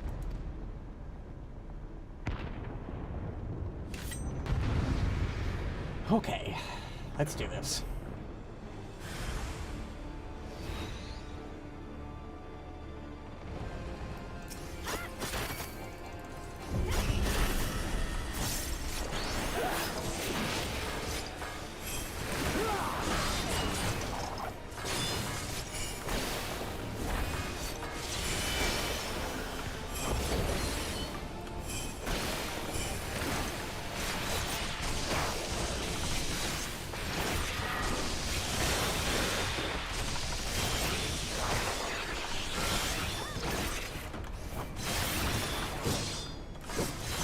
Again.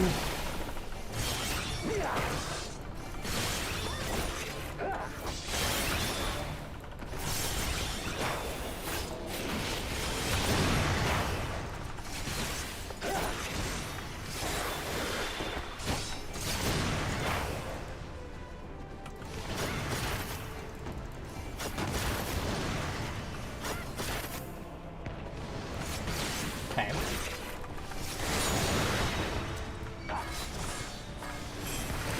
Trick is up in 2 seconds. Trick it.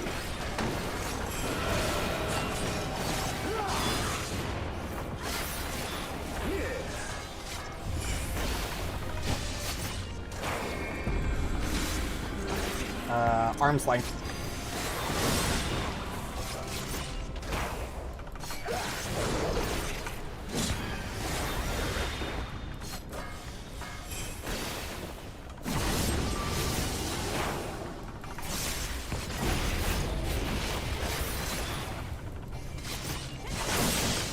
No paralysis, that sucks.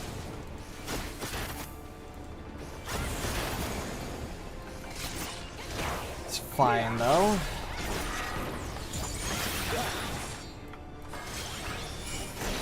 Trick's up in 11 seconds. Next Mugra will be water.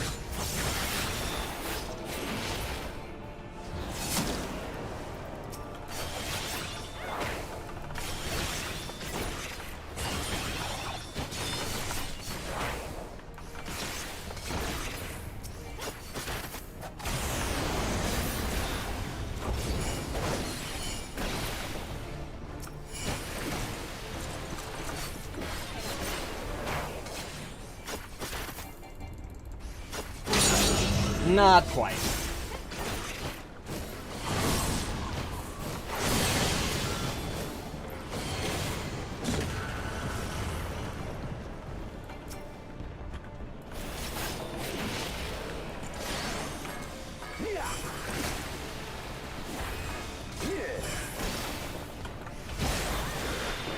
This is surprisingly working. Maybe I will hold out for long enough and not get sucked away at the last possible second.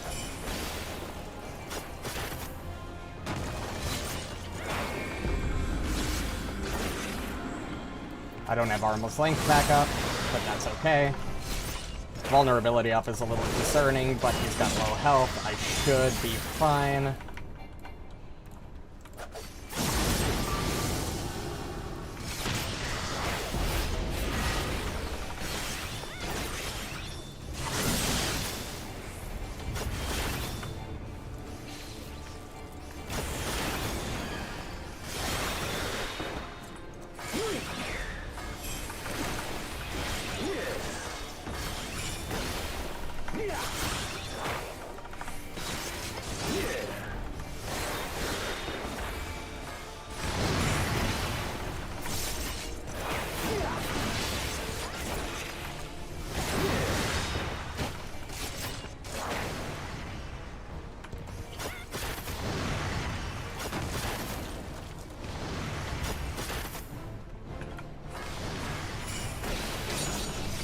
%.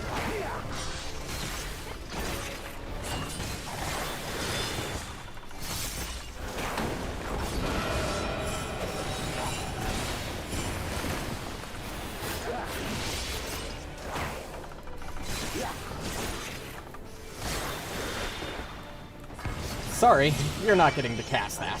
Bye, Xenos. Or Elidibus.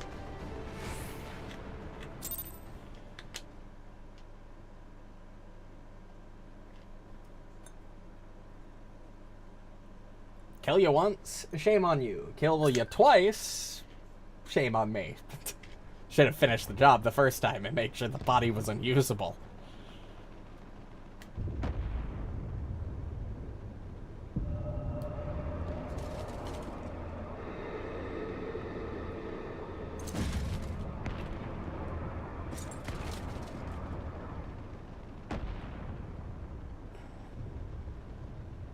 Your mother chose her champion well.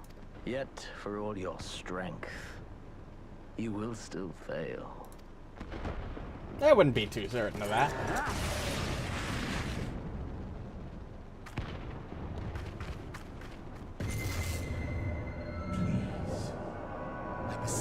Not really the best time, voice in my head. I have important things to be doing. Someone calls to you. Too late, alas.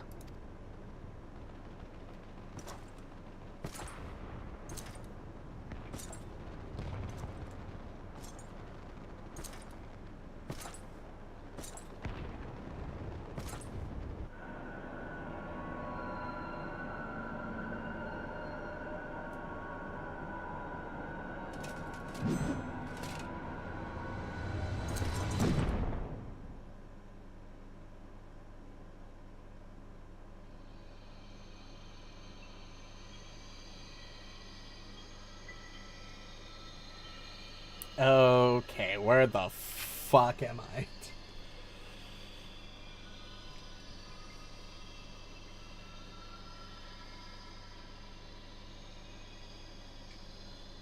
At last, I found you. And who are you?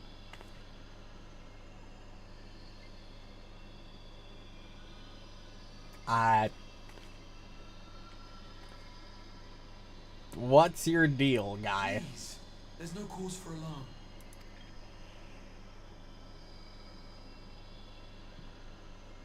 Though, I confess, this is not where I had intended to meet. But the place of our meeting is of no consequence, like the war you wage. Win or lose, the path you walk leads only to oblivion. The better path leads you here, to me. I have need of your strength. Okay, you want to elaborate why?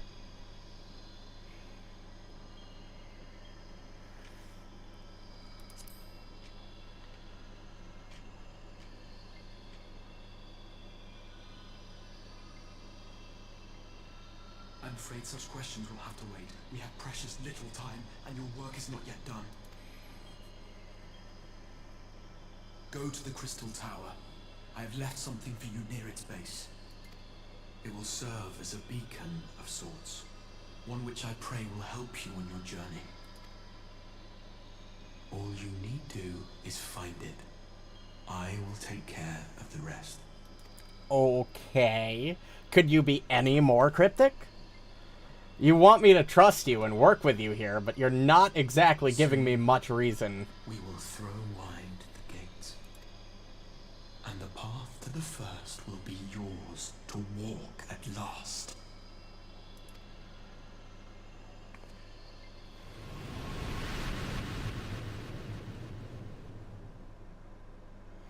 So, am I gonna wake up in the middle of a battlefield, or just before that strike comes down, or I'm safe? Hey, look at that! How the fuck am I safe? Literally, Xenos was about to cut my shit in half.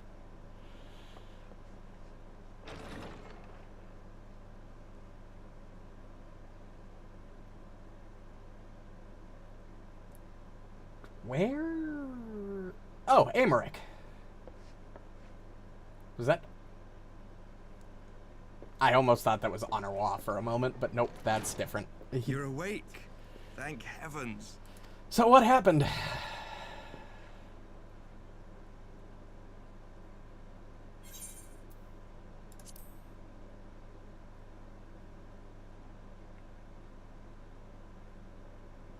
I see you recall that much, at least. Yeah. It's kind of the last thing I remember before I woke up in big circle in the midst space. of your duel, it is said you faltered, and that the Crown Prince seized the opportunity to deliver a mortal blow. Yet before his blade could find its mark, he was distracted by the arrival of a second adversary who bore you away from the battlefield and into the hands of our chirurgeons.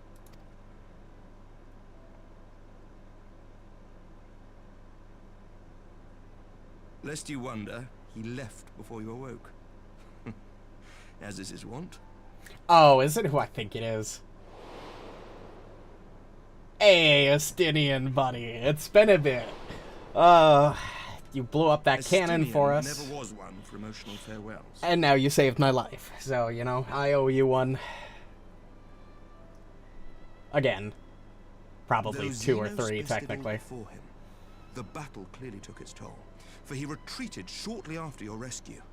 Seeing this, the remaining Imperial forces decided discretion was the better part of valor and pulled back, allowing us to re-establish our position. That's good. Delayed that for a We have while. since received word of renewed unrest in the provinces, doubtless inspired by the efforts of the Eorzean Alliance and our Far Eastern allies. Nor does the good news end there. We have also come into possession of intelligence suggesting unrest within the Imperial Court. Oh. This would certainly explain why both the Emperor and Lord Xenos appear to have abandoned the fight. A long-awaited ray of hope in these dark times.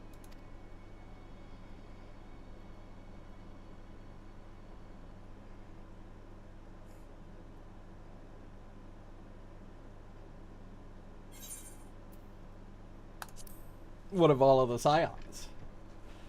I'd ask specifically after Alice, but honestly, you know, they're all... Weak, I'm afraid.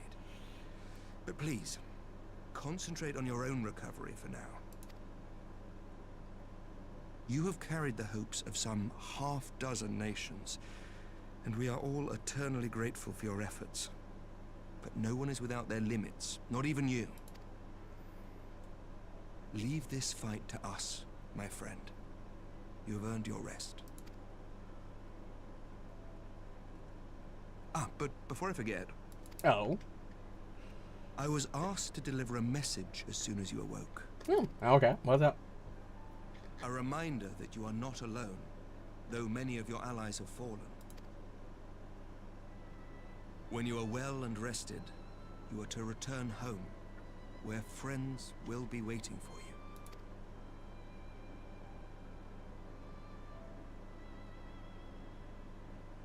Now, if you will excuse me, I must return to the front. May we meet again soon, under happier circumstances. Agreed. But I do have something to investigate first. I know it's 12 o'clock, and I said I'd get off at 11:30, but this is the last quest in the expansion story. I want to just finish it so we can start other stuff next week. Okay.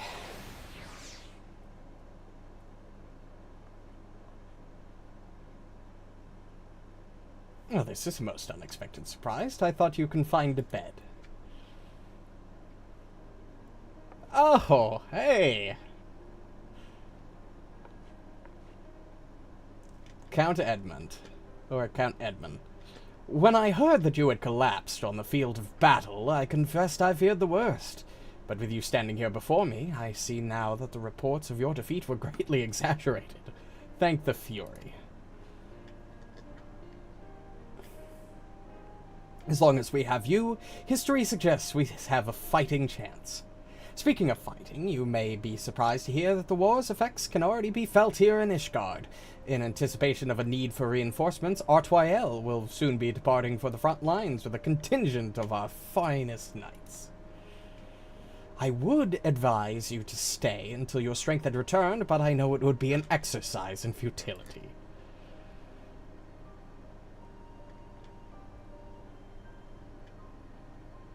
Indeed, I suspect you have already decided on your next destination.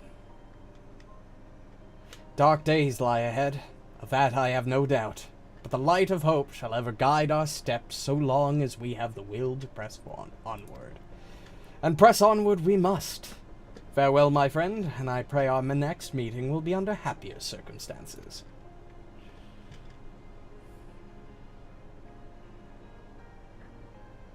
You know, that feels, it feels really nice to see him, because I just started Heaven's Word in my on my alt account that I'm playing entirely as healer. So, you know, starting that, you know, getting here and meeting him and knowing all that happens in Heaven's Word and seeing him here again in Stormblood, you know, it's a nice feeling.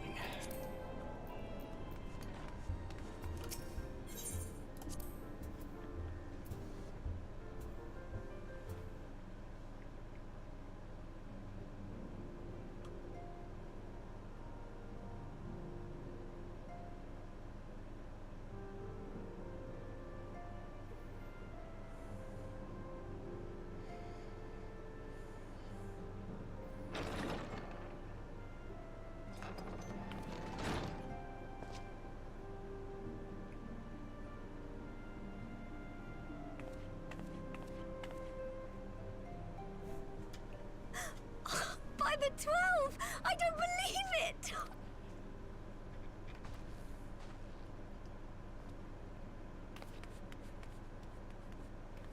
Yep, it's me. I'm back.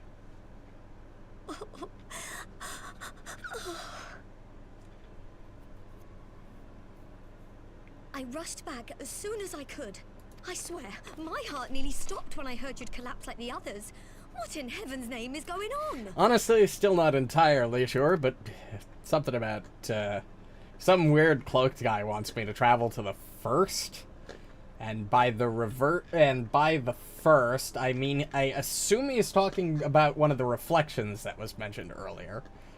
Which I guess, given context, are like separate worlds. Oh, well, that's helpful. Because they talked about re-merging worlds together, right? What else did he say? The better path leads to him? If his is the voice you've all been hearing, perhaps the others are with him. Sir Emmerich said the fighting had reached a stalemate, didn't he? But if that monster masquerading as Xenos comes back... Thancred, Yestola, Urianger, Alphino, Alize. You're going to need all of them on your side to defeat him. And I forbid you from going to face him on your own. Do you hear me? I almost took him out the second time, and I killed him the first time. The Ascian possessing him body does complicate things. Find the others. Bring them home.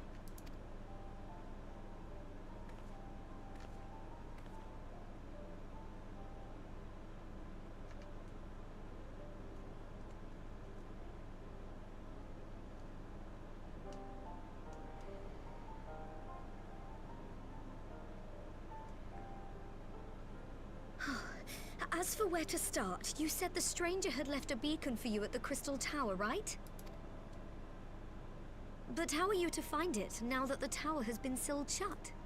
That's a good question. There has to be a way. If anyone would know, it's Sid and the researchers of St. Coinac's Find. Don't you worry. We'll find that beacon for you.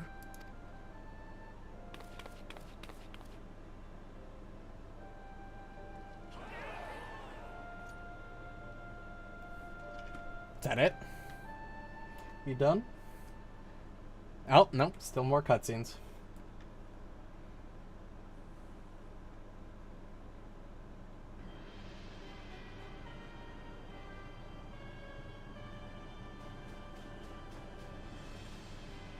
Still, that is a kick-ass throne.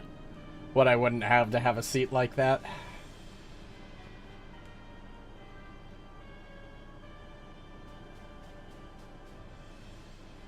I pray you have good reason for abandoning the front. How could I remain there while the rumor that my son is possessed by a demon spreads like a sickness here at home? I will not be made to fight for the throne a second time. No, that's fair.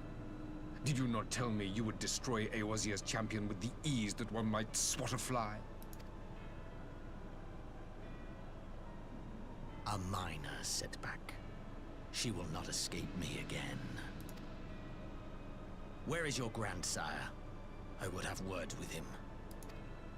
How should I know? Do you hide from each other's sight as well? I imagine he's doing what all Ascians do. You can really tell that Varus does not like Ascians. He must have found a way to take advantage of this turmoil. Men are not pawns to be played with, Ascian. You underestimate us at your peril. This war will not be decided by you and yours. Man must choose his own fate, and I, for my part, will do all within my power to see Garlemald emerge victorious.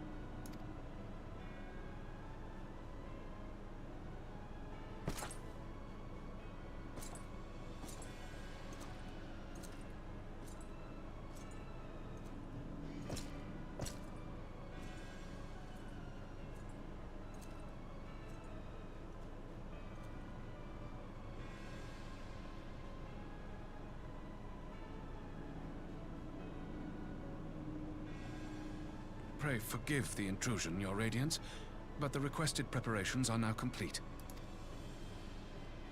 We stand ready to begin production of Black Rose upon your order.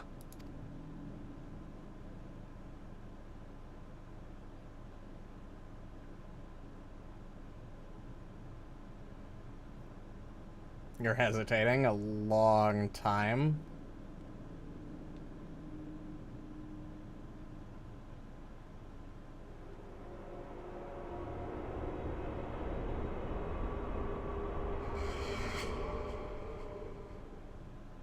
That was ominous. Oh, that's even more ominous.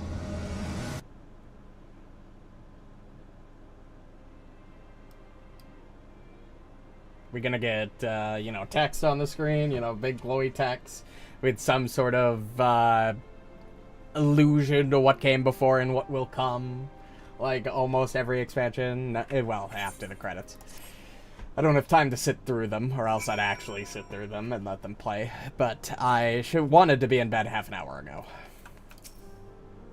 I knew you'd be alright, and to celebrate your return, I made you this. Brand new traveling outfit. Oh, I do hope it fits.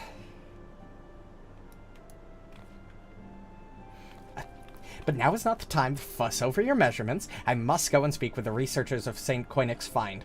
You go and rest while we track down that beacon.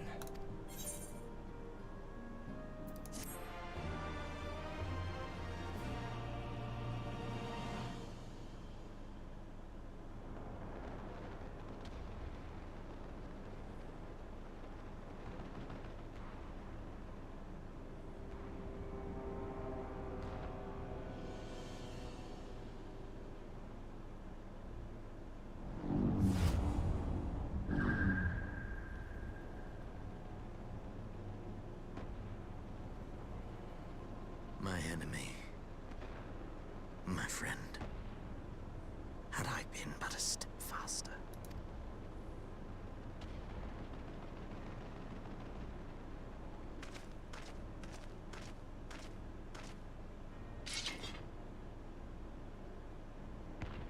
Bloody savages!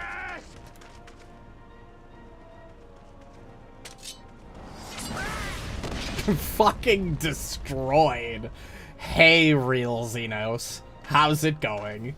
Good to see you back, best buddy. A pity your hunt leads you elsewhere. Not that I am surprised. May you find joy in it. Grow stronger, more savage, and savor every triumph. In the meantime, I will reclaim that which is rightfully mine.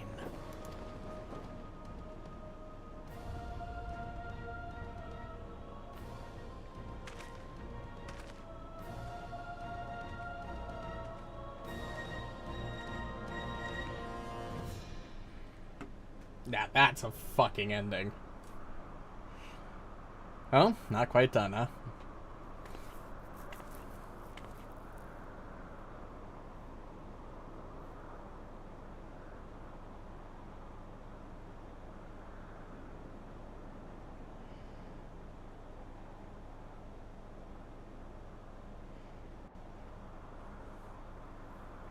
That stupid fucking tower.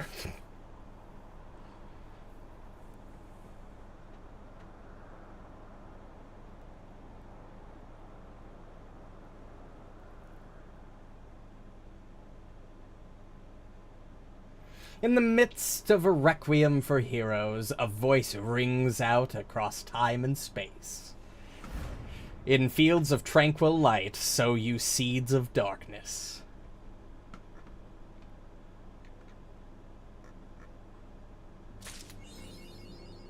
And that is where we will end tonight's stream, because we have completed Stormblood MSQ. Now, there are still a couple of things that I want to accomplish before we officially move on to Shadowbringers. Now that I have a guaranteed week where I can spend 3 to 4 hours streaming every night, I can actually make progress on some optional stuff and not do that off-stream. So, what do we need to do? Hildebrand for Heaven's Word and Stormblood, obviously. Alliance raid for Stormblood, and normal raid series for Stormblood. After those 3 things are complete, we will be moving on to Shadowbringers, and my hope is that we will be finishing it up sometime in the next, probably 3-4 weeks. If I get more than 1 day to stream every week, I will be doing so on this to make us progress so we can get to Shadowbringers. But regardless, that's enough of a talk from me.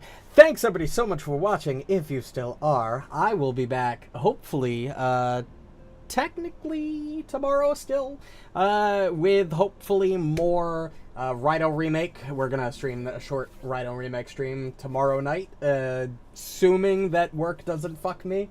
But given that I actually had the time to stream today, I'm pretty confident it probably won't, but we'll find out.